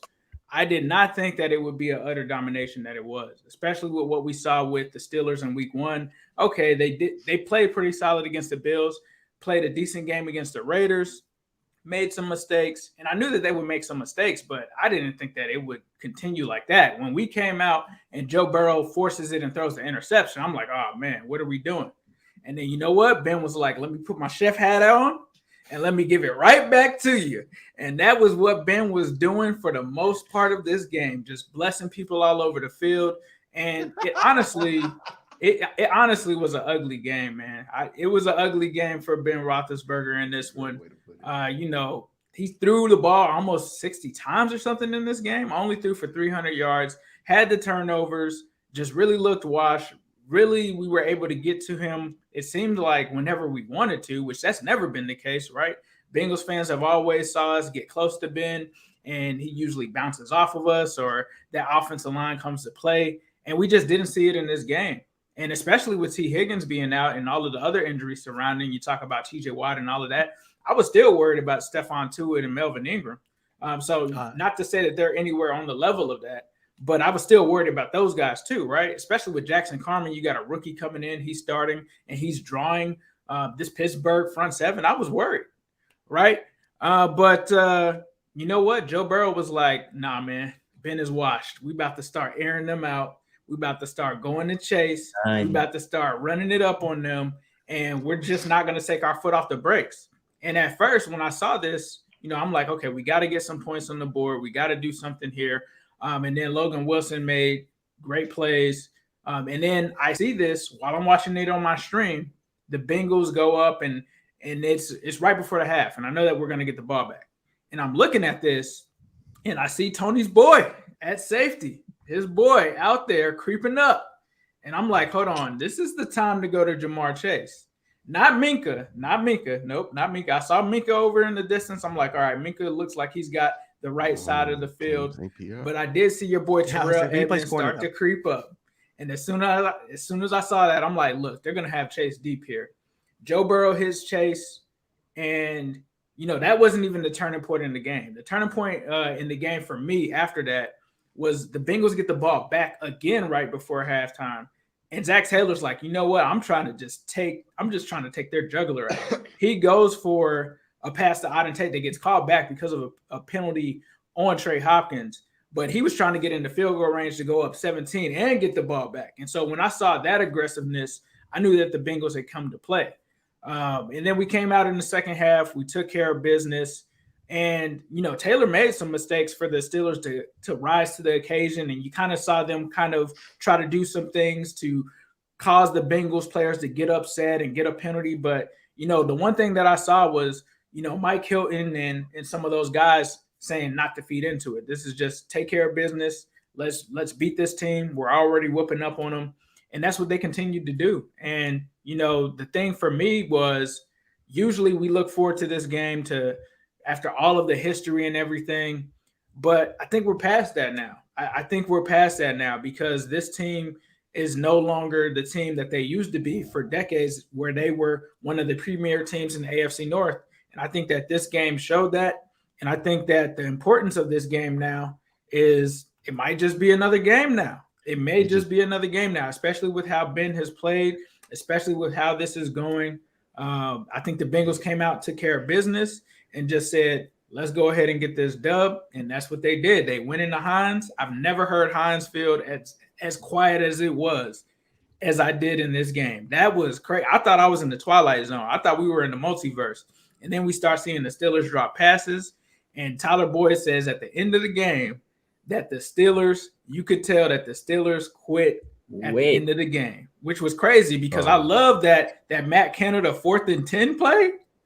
I will take that any day of the week. That Matt Canada 4th down offense, when it's just like, hey, it's Najee Harris behind the line of scrimmage. Let's just hit him. Let's just hit him every single play. The explanation behind that play is worse than the play call, but keep going. Yeah, that was. There's no explanation for that. And Bengals fans, y'all talk about Zach. Look at what Matt Kennedy did on that play with the game on the line. I don't know what he was thinking with that, but I loved it. The Canadians. But I have never seen a Steelers team quit against the Cincinnati Bengals. That was insane. Hey, ahead, so officially, are you putting the Steelers in the dirt? Are you burying? I had them in the dirt before the season. Why? Hold on.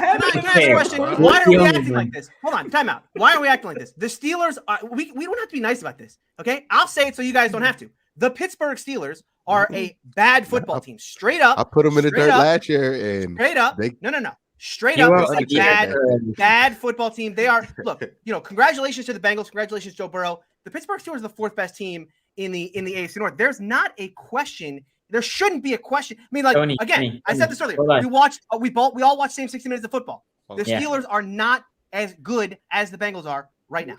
Let me go to the super chat and then I'll give you the floor. Let me go before Tony. I'm gonna let Tony finish it out. Let me go to the super chat, okay? Yeah. Nick, I'm just here so I don't get fined. Shout out to you, man. Thank you for that donation. King says Tyler Boyd said the Steelers quit. They took their soul. Hold on, because I miss a couple. Okay, after that, sorry, because they're coming fast and furious. Tony, you want to do that one? It's a classic one right here. Joseph Steelers. Bengals defense dominated without our number 1 corner. Damn, no Cheeto. Yeah. Cheeto went out in this game, but I think they're talking about Trey Waynes, which we don't know if he's they have Cheeto or Trey Waynes. He hasn't even played. Cheeto got hurt during the game. He had a groin injury. Something's going on in Pittsburgh. You just get a groin injury. You touch anywhere in Pittsburgh, you just get one. B. Ryan says, what was up with that 4th and 10 call? Never seen the Steelers quit like that. We'll talk about that. Let me give you the explanation on that? I'll tell you what. I'll say what Tomlin said. Real quick. Give the explanation. I want to hear this. Okay. This is what Tomlin said. This is almost an exact quote. We ran out of bullets at that point. all right, man. That's an exact quote. Almost an exact quote. We ran out of bullets for Tony at that point. Tomlin is tanking. Oh, the last thing I'm going to say, shout out to the Bengals offensive line, Jackson Carman. I don't think Xavier Su'a-Filo is getting his job back whatsoever. They allowed one pressure this entire game, which was insane. We broke the Steelers' 75-year streak, whatever it is, where they have, or 75, I don't know what it was. It was something like first time in 75 games years, in a row. Yeah, this was game 76 games that the Steelers didn't have a sack. I don't know what is going on with that team over there, but I am loving it. But shout out to the Bengals offensive line because they took a bunch of bullets after that week 2 performance against the Chicago Bears. So if I'm giving a game ball out, it has to be that Bengals offensive line, Logan Wilson, and I'm giving one to Big Ben. Thank you so much for all of those gifts over from Heinz Field. That is perfectly like a way Tomlin would put this too. Yeah. We ran out. He was like, he could have said anything else. We ran out of bullets. Oh my God, we got a bunch of super chats coming. Yes, in. Do we want to coming get in hot. We ran out of bullets equals we gave up. We are not out of bullets here on AFC North Talk. You guys are keeping these. Blitzer is officially closing shop. Low them bullets for 25 years. In 75 years, no sacks achieved in a single game in the regular season. I should point out Stephon Tuitt didn't play in this game. He's on IR. So this was only Melvin Ingram and Cam Hayward. They're gonna And have Jameer to Jones. put Stephon Tuitt at guard. They're gonna have to put TJ Watt at left tackle. They're gonna have to do some things. Tony, did you see the clip of Mark Madden and on Pat McAfee show after the playoff game? Might be insightful. I watched Pat McAfee's show today, though. I don't watch Mark Madden. No, Mark Madden is a professional provocateur. Yeah. But I did watch Pat McAfee's show today. I think Steelers fans, you should watch it. Steelers very good episode of Pat McAfee's show. Steelers' next 4 games are Packers, Broncos, Seahawks, and Browns. I'm not sure how they win more than one of those games. You think there's a win? They won't. I don't think they will. It's obvious we need Taylor Heineke. More fantasy points. Gotta agree. Go ahead. I mean, I actually agree, right? I think Tyler Heineke might be better for the Steelers at this point here. Now, obviously, the Steelers do have some, some excuses coming out of this game. They were not healthy whatsoever on the defensive side of the ball. No TJ Watt, no Highsmith. That did make a little bit of a difference, but let's call this what it is. This was a turd. They dropped the turd, and the turd really wasn't on the defense. The turd was on the offensive side of the ball. The second drive the Pittsburgh Steelers had this game. I got it. Yeah, they got 2 terrible penalties, and then on 3rd and 20, Chase Claypool drops a 5-yard slant on 3rd and 20. Just drops it out of his hands. And you know what? That was pretty much the Steelers' offense all game. I think they don't have a play call sheet in Pittsburgh. I think they have a 6-sided die in Pittsburgh. Dice, but instead of 1 through 6, it says Najee Harris, Chase Claypool, drop pass, interception, sack, penalty. Those are the 6 options. They roll the dice. Whichever one pops up, that's what they go with, because that's what the offense was. It was, dear God, we're just going to throw it to Najee Harris a million times. Dear God, we're going to throw it up to Chase Claypool. And if that ain't happening, ain't nothing else happening. James Washington was booty naked open. Ben couldn't get the ball to him. He just missed him. Wide open. He overthrew him. Overthrew him. Yeah, overthrew him, underthrew him. He ain't hit him. I've seen him hit Antonio Brown in that situation millions of times in his prime. It ain't there no more, at least with the accuracy. Now, we do got hit on that Joe Burrow interception. That was a bad interception. It was a bad interception for multiple reasons. One, high ball in the middle of the field. You never want to do that. Triple coverage. Never want to do that. And also, if you watch that play, Chris Evans, wide open. Wide open, like touchdown by Miles. So again, I don't know what the safeties are doing. That seems to be a theme in Pittsburgh. They give up big plays there because they're sitting and cheating on routes.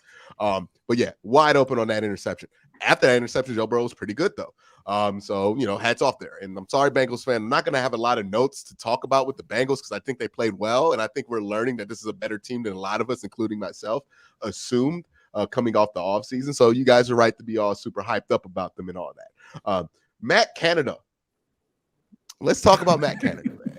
Let's talk about that. Also, I want to give kudos to Cincy. They had an excellent drive. A drive that made you think, okay, they're changing in their development at the end of that first half. I think that was a Jamar Chase touchdown bomb. That was an excellent drive there. A drive that gave me more faith in Zach Taylor as somebody who doesn't have that much faith in him. Ben Roethlisberger. He just panic throws the ball now. Like it's like he gets into pressure. He doesn't. He'll pump fake the ball 50 times while he's about to get sacked, or he will just panic throw this ball. Like the one interception at the end of the game where he just threw that thing up in the middle of the field 5 yards, like he was like a 3rd and 5 or whatever. Just a panic throw, and he does this multiple times a game. It's amazing he doesn't have more interceptions. So Ben has become his own problem there. There's a 4th and 10 check down. I just got Case Keenum energy right there because that was a drop back and he just immediately threw it to Najee Harris. There was no read. There was no key. There was nothing. It was just, let's see what Najee can do because I know I can't do nothing at this point, right? Najee was the only thing that was producing. Even by the end of this game, Najee was dropping passes. And they can't run the ball like out of traditional run sets here. The Steelers offense, it's terrible. It's awful. It's not good. I don't know what you can do to fix it. The offensive line is bad. And I think the bigger issue is with Ben right now. I liken Ben to an inefficient scorer in basketball, right? Because it's something that you can make the argument makes sense to have him out here versus the alternative because, let's say it's Ricky Davis or Rudy Gay in 2007, right? Or Deion Waiters or somebody like that, right? An inefficient scorer. You can make the argument he averages 20. Ben averages good yards per game, right? But he takes so many attempts. That it is murdering this offense. It is killing. We had a conversation at the beginning in the offseason, right, about what this offense is going to look like with Matt Canada. And the biggest concern I had was this going to be Matt Canada's offense or is this going to be Ben Roethlisberger's offense? Yep. Well, week 1, 32 pass attempts. Okay, might be Matt Canada's offense. They won that game. Week 2, 40 pass attempts. He's starting to get up there. They're starting to look like traditional Ben. And then last week, 58. That's the Big Ben offense. That's the Ben doing whatever the hell he wants to do offense. It is a conundrum at this point, right? Because he's better than Mason Rudolph, but it might be worse for the team to have him out there starting. Because if Ben's out there, he's going to throw the ball 50 times, and he's going to get the ball intercepted, and he is going to stifle this offense at times. He is a very inefficient quarterback at this point, and it's murdering this offense. I legitimately think that they could win 8 games without him if they just bench him right now. Like it's been right? Years that, ago. huh? Yeah. Well, I mean, like right now, even with the defense being as hurt, like because I think you'll get more out of Najee, you'll get more out of Claypool, you'll get more out of Juju. The players on the offense aren't bad. The offensive line is bad, but you have good skill players, and you should be able to get something out of them. But the way Ben uses them, you might as well have nobody out there because he is killing this offense by being the only way the offense can go is through Ben. So that is awful for them. The O-line bad. Let me see. Make sure I got everything out here. The check down was terrible. So that's really the Steelers' biggest problem on the offensive side, and why I'm a little bit hesitant to say they're going to be like a 6-win team. Now, if they keep Ben out there for the rest of the season, yeah, they probably only going to win 6 games. But they are not a terrible team. This roster is not 6 wins bad. Even if Ben's not out there, it's not that bad. The best thing that can happen to them is Ben getting hurt for the rest of the year because then it forces them to change things up. And maybe the run game works when you go to it more often, when you have more play action and some deception in there. Najee Harris is good. He's good. From what I've seen of him so far, he's good. He just doesn't get any good opportunities because it's the Big Ben offense and he's going to throw 60 times a game. Chase Claypool is good. He doesn't get the ball enough. Juju Smith-Schuster. Like, I know we joke about Juju because he's funny to make fun of because he just does the TikToks and he does all the goofy stuff, but he's a good football player. Well, the second he hit free agency, Raven fans were not upset that they were looking at Juju Smith-Schuster. So, the pieces on this offense are not as bad as they're playing, but it's Ben. He is the sinkhole in this whole thing because now it's at the point where he's throwing balls up in the middle of the field. Now it's at the point where he's not even getting rid of the ball fast anymore. He's just holding on to that thing and waiting until he gets hit. And when you get to 4th and 10 and he ain't even trying to make nothing happen, you got to get rid of him. He doesn't want to play anymore. He sees the writing on the wall with this team. He knows Chooks is bad. Did Chooks get hurt? Somebody got hurt in that offensive line. Did Chooks get hurt? Chooks went down at the end of the game, yeah. Yeah, Chooks is out. Chooks is out. Chooks ain't even good, baby. And Chooks is out. You're gonna go to the guy that is allowing Chooks Okorafor to play football. After that, Ben don't want nothing to do. They need to have a conversation right now and say, "Hey, man, it ain't gonna be good for you to go out like this. We might as well move on, or just go to a different quarterback because this is not the way." Ben's gonna go out getting booed at his last home game. That's going to be the standing ovation, right? It's going to be like when Draymond told Paul Pierce, they don't love you like they love Kobe. That's going to be Big Ben's future right here. They don't love you like they love them other dudes like Tom, right? He is staring dead in the face. Just a miserable final season because it's going to be the Steeler fans relentlessly booing this offense because they're already there, to be honest with you. Just terrible, miserable performance on the offensive side of the ball. Before I let Tony talk here, Josh Holland says, Jamar Chase, Rookie of the Year. And with that, I will say, if I'm going to take 30 seconds, Tony, because I know you want to talk. I think if all of us can just, real quick, I want to remove our hats here real quick here. It's a sad day in Pittsburgh today. It's loud. That's loud. You're probably going to turn it down. You're not going to hear yourself. It's a sad day. I see. Oh, we're giving a eulogy to Ben.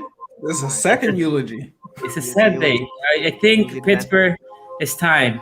It's time for you guys to just put it to bed.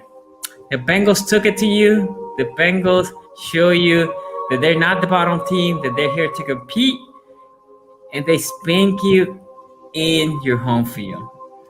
I'm sorry, Steelers fan. It's over. Tony, take it, man. Cut the music. Cut the music. I want to leave it there in the background. I think it's movie. Go ahead. No, I think for I want to talk Steelers fans for a second. I'm not sure that there are many of Steelers fans still listening today on the show, but if you are, I think for us Steelers fans, like, yes, this was a strange game to watch because it has been a long time. I mean, literally 18 years since we watched the Steelers team play losing football, right? What looks like a team that is going to be a losing football team. It's been a very, very long time since we watched that. But I will say, Steelers fans, I think you probably felt like me. This wasn't unfamiliar, right? And there was a bit of deja vu watching the Steelers on Sunday. It was almost a feeling of like, I've seen this one before. I just can't put my finger on where and when. And in the third quarter, it kind of crystallized for me. So let me go. Let's go through an exercise together. I want to break down two sequences in this football game, and we're going to call for this exercise, we're going to call the Steelers Team A. Okay, Team A gets a big turnover at the beginning part of this game, early in this football game. They have the ball at midfield. They have a chance to score early, take a lead early in this football game, and what do? They immediately throw an interception and give up a touchdown. We had, again, a chance at midfield to go up in this football game, and you are now down 7-0 in this football game. Second sequence I want to talk about, they finally get a big drive. Team A gets a big drive. They go down. They tie the football game at 7-7. They're back in it, right? It's a game back on. There's only a minute left to go in the second quarter. This thing could be a football game in the second quarter. What does that team then do? They give up a quick 30-second touchdown, okay, to go down 14-7 at the half. Then they give up a 10-play drive to start the second half. So now they've turned what was a tie ball game to a 10-point deficit. But they don't stop there because on the next possession, they throw an interception, which leads to another touchdown. They have taken what was a tie game and just a few possessions later, and they are now down 24-7. They're down 17 points in this football game. And then the capper on top, the cherry on top of this sequence is that the offense gets another drive. They're moving the football, and they miss a 42-yard field goal. Where have we seen that before, Steelers fans? Why does that feel so familiar to us? Because that's the stuff that we used to laugh at the Bengals for. That's what we used to laugh at the Browns for. And the sad part of watching the Steelers on Sunday is, you know what? That's us now. That's the Steelers. That's the team that we're watching on Sunday. That is what the Steelers were. That is why, for me, I know that there are Steelers fans out there that still have hope. And Quincy talked about, if you bench Ben, maybe things can get better. But here's the problem for me with that. There's not just one thing wrong with this team. I hear people say, "Oh, well, when Watt gets back, things will get better." They will get better. This team was not competitive against the Cincinnati Bengals. So yeah, if the offensive line starts playing a little better, yeah, it will get a little better.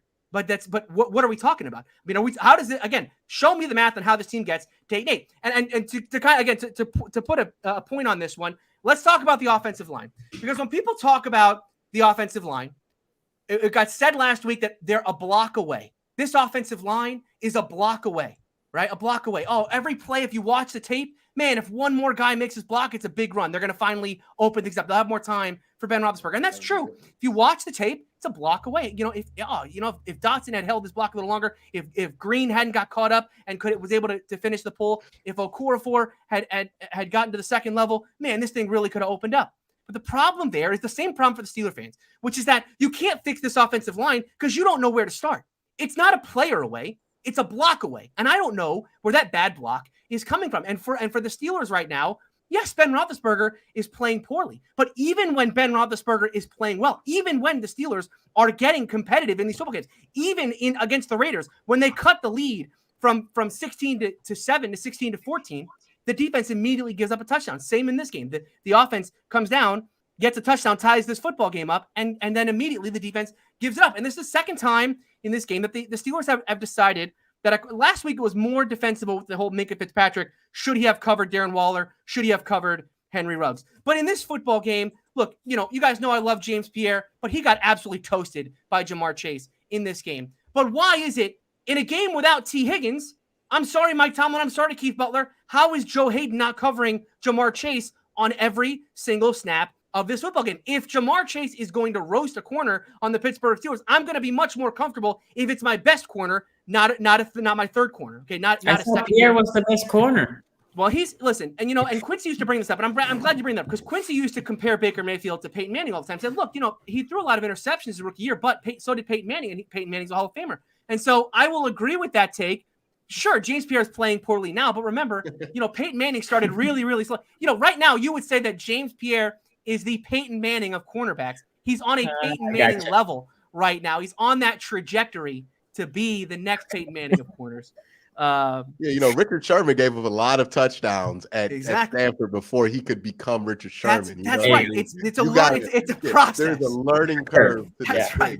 He's at his early Richard Sherman phase. I'm sorry. It's all good, Tony. There's enough Jamar Chase to go around. Joe Hayden caught it on that post in the end zone on that touchdown. No, he absolutely did.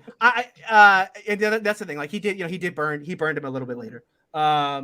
No, I think, look, Mike Tomlin has done a lot of great things in his career, right? He has turned teams around before. We have seen Mike Tomlin take an 0-3 team and turn them to 8-8. We saw him take a 2-6 team like 5 or 6 years ago and turn them into an 8-8 football team. But this is the hardest task he's going to have because I can't point to one thing. If I said you could fix one thing on this team, right? One position, one player, and put them in and change them out and things are going to get better, who is that player?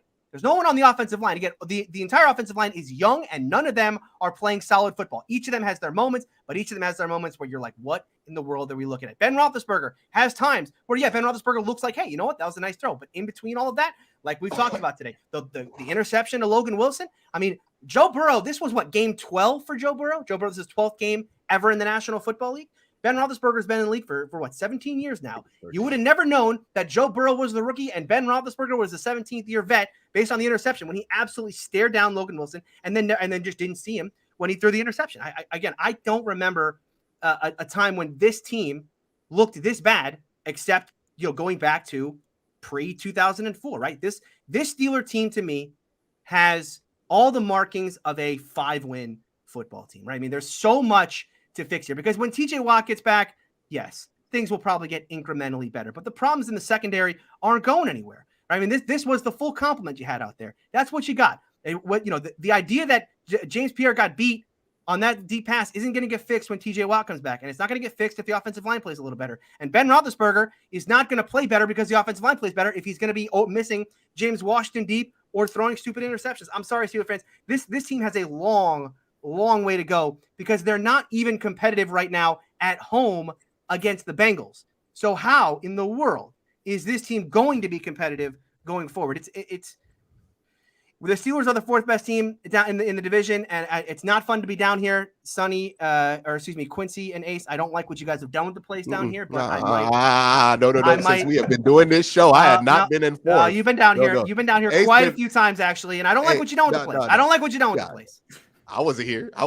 Ace was holding it down last place a couple of years, for the last couple of years. You know what I mean? Like he just moved out the basement. You know what I mean? You have your gripes with him. I ain't been in the basement since we were 0-16. All right, like that was the last. It's not that long ago. It's not that long ago. Okay, let me go through some super chats here. Ira says, "Total the Bengals will rank higher than the Steelers." Shout out to Rick Atkins for that donation, and then he did. But and then we have from Ken C. Imagine the Steelers playing like that for 20 years. I'm just gonna put this out here. Very rare that the Browns and the Steelers are both good teams at the same time. Oh, hold on one second. Rick Atkins says, "I bet Big Ben knows every word to the song. Will you catch a falling star?" And there's one more. Yeah, there's from Steelers saying Jedi. Tony, can you remember the last game that the Steelers scored first? I do. I do remember the last time the Steelers scored first, and it was, I believe, 15 games ago. I believe it was the Tennessee Titans the last time they scored. 15 games ago. 15 games. No, they haven't scored. They haven't scored in the first. They haven't scored on the first drive since Tennessee last year. They haven't scored in the first quarter since the first Bengals game a year ago. It is. I mean, this team can't get going. I mean, we talk about the Matt Canada stuff. Like Matt Canada's not doing well. The biggest, and I said, I forget.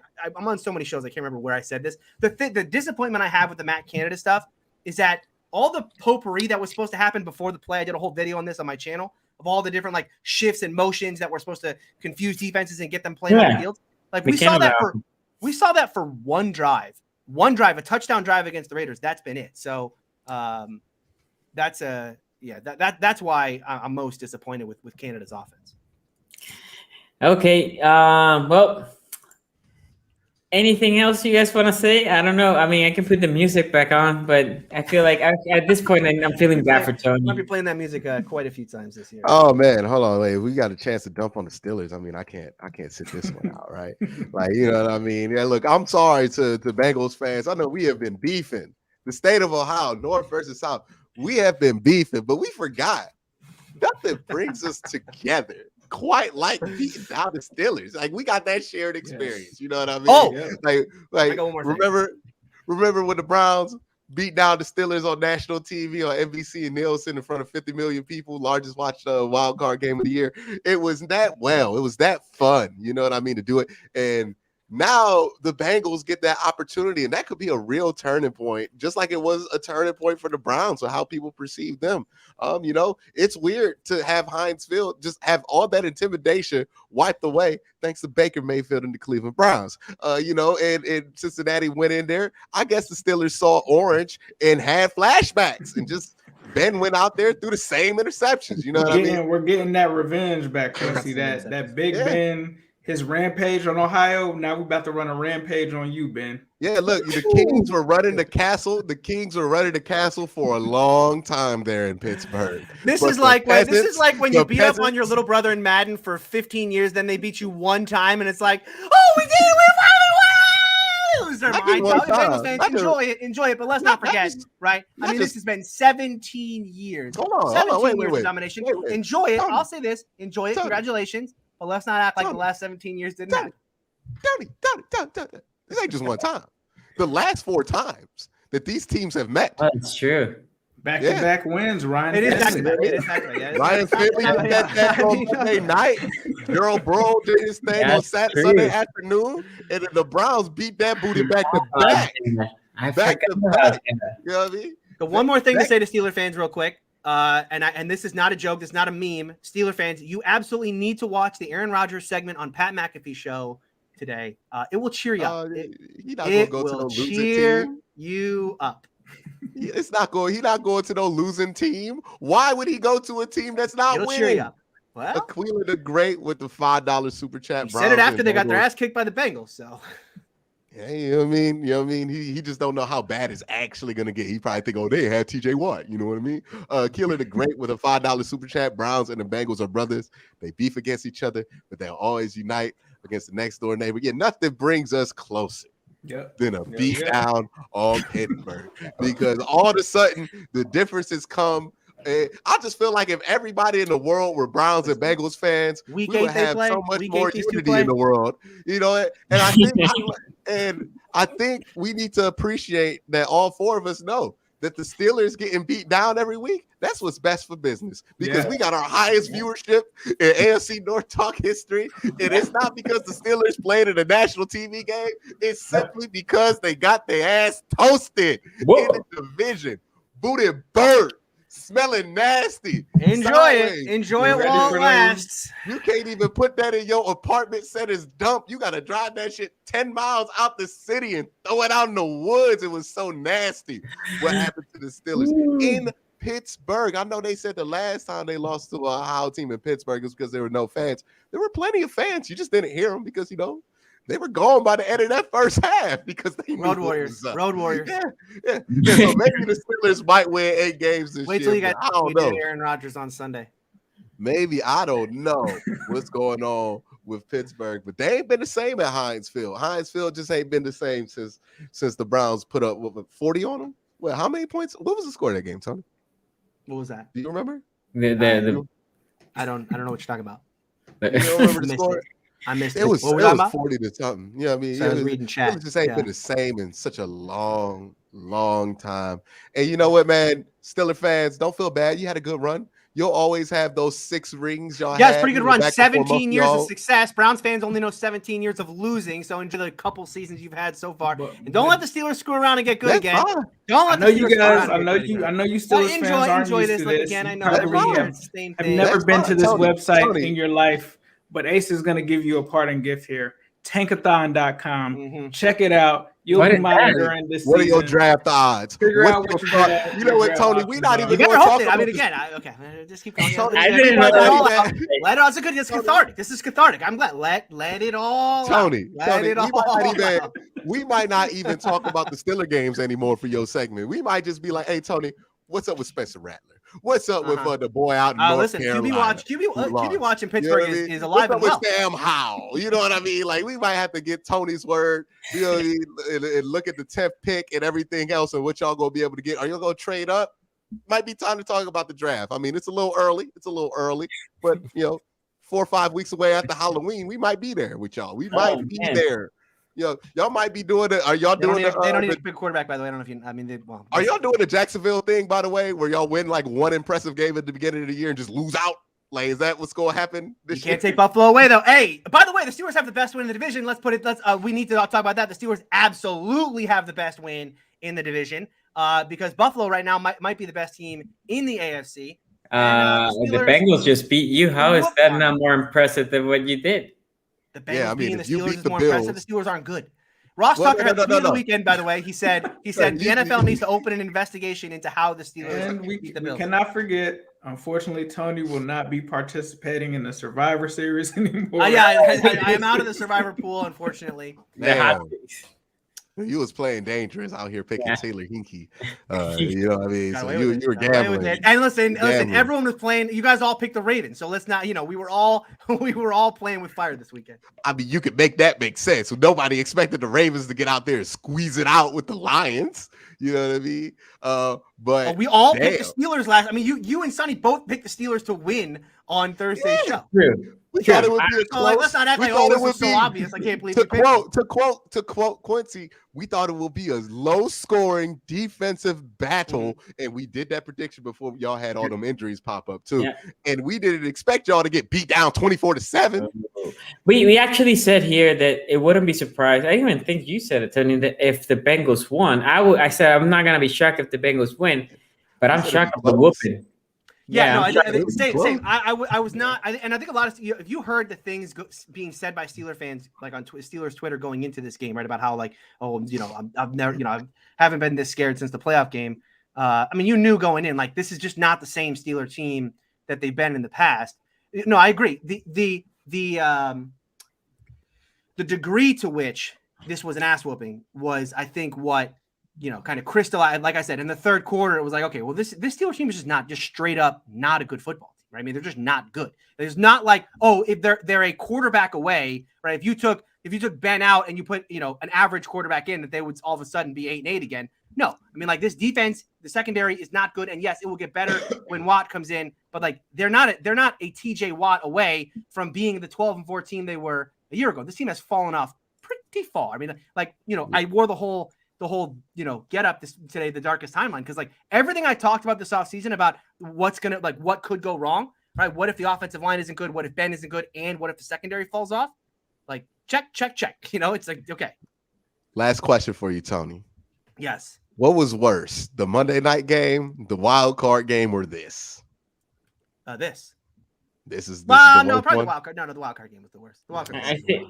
Because but nothing is as bad as the Tebow game, so I got that going for me, which is nice. Yeah, the Tebow one was the worst. The Tebow one was actually the worst one. Actually, that's not true. That's actually not true. The Bortles one was worse because I was in person. That's Blake Bortles, you know what I mean? I went to Pittsburgh. Blake Bortles can throw footballs though. Tebow. But with Tim Tebow, you like this might be some divine intervention going on with Tim Tebow. Like it was something else going on with him. But Q, that was the last game. So I'm not mistaken of Tim Tebow playing quarterback in the NFL. Well, they game after. He played the next year. No, the next Yeah, year, the Manning next got year him he after was he a won a punt playoff protector. game. Manning they- next year. The next year he was a punt protector Yeah, for the they Jets. played They him. traded him. Yeah, Yeah. because they got Peyton. He Peyton. never played quarterback again. Yeah, Aquila says the best part was the Steelers were trying to get the Bengal drilled Yeah, they up. tried to get them riled up. They tried to get us to make some mistakes to get them back in the games, but we didn't go for it. That was the craziest part to me was after the game, the Bengals players weren't even really celebrating. They just like walked right off the field. I was like, what? I mean, it's Pittsburgh. You know what I mean? You know, Justin they got some Tucker decent players, but it's just nameless great faces out there. and JK says Justin Tucker couldn't even save the Steelers. And with that note, guys, we are gonna be back next Thursday. Look, 2-hour stream just for you guys. Just for you guys. Thank you, everybody that was here. If you're watching the replay, let us know in the comment section how dead is Big Ben. When will you bench him? Right? We want to know what week. Next week, whatever. What do you think about the Bengals' impressive win? Browns, Ravens. What do you think about the win? Make sure you put those comments. Make sure you like. And guys, thank you for joining the show. We'll see you Thursday. Peace out. Have you ever? Are you listening? Damn.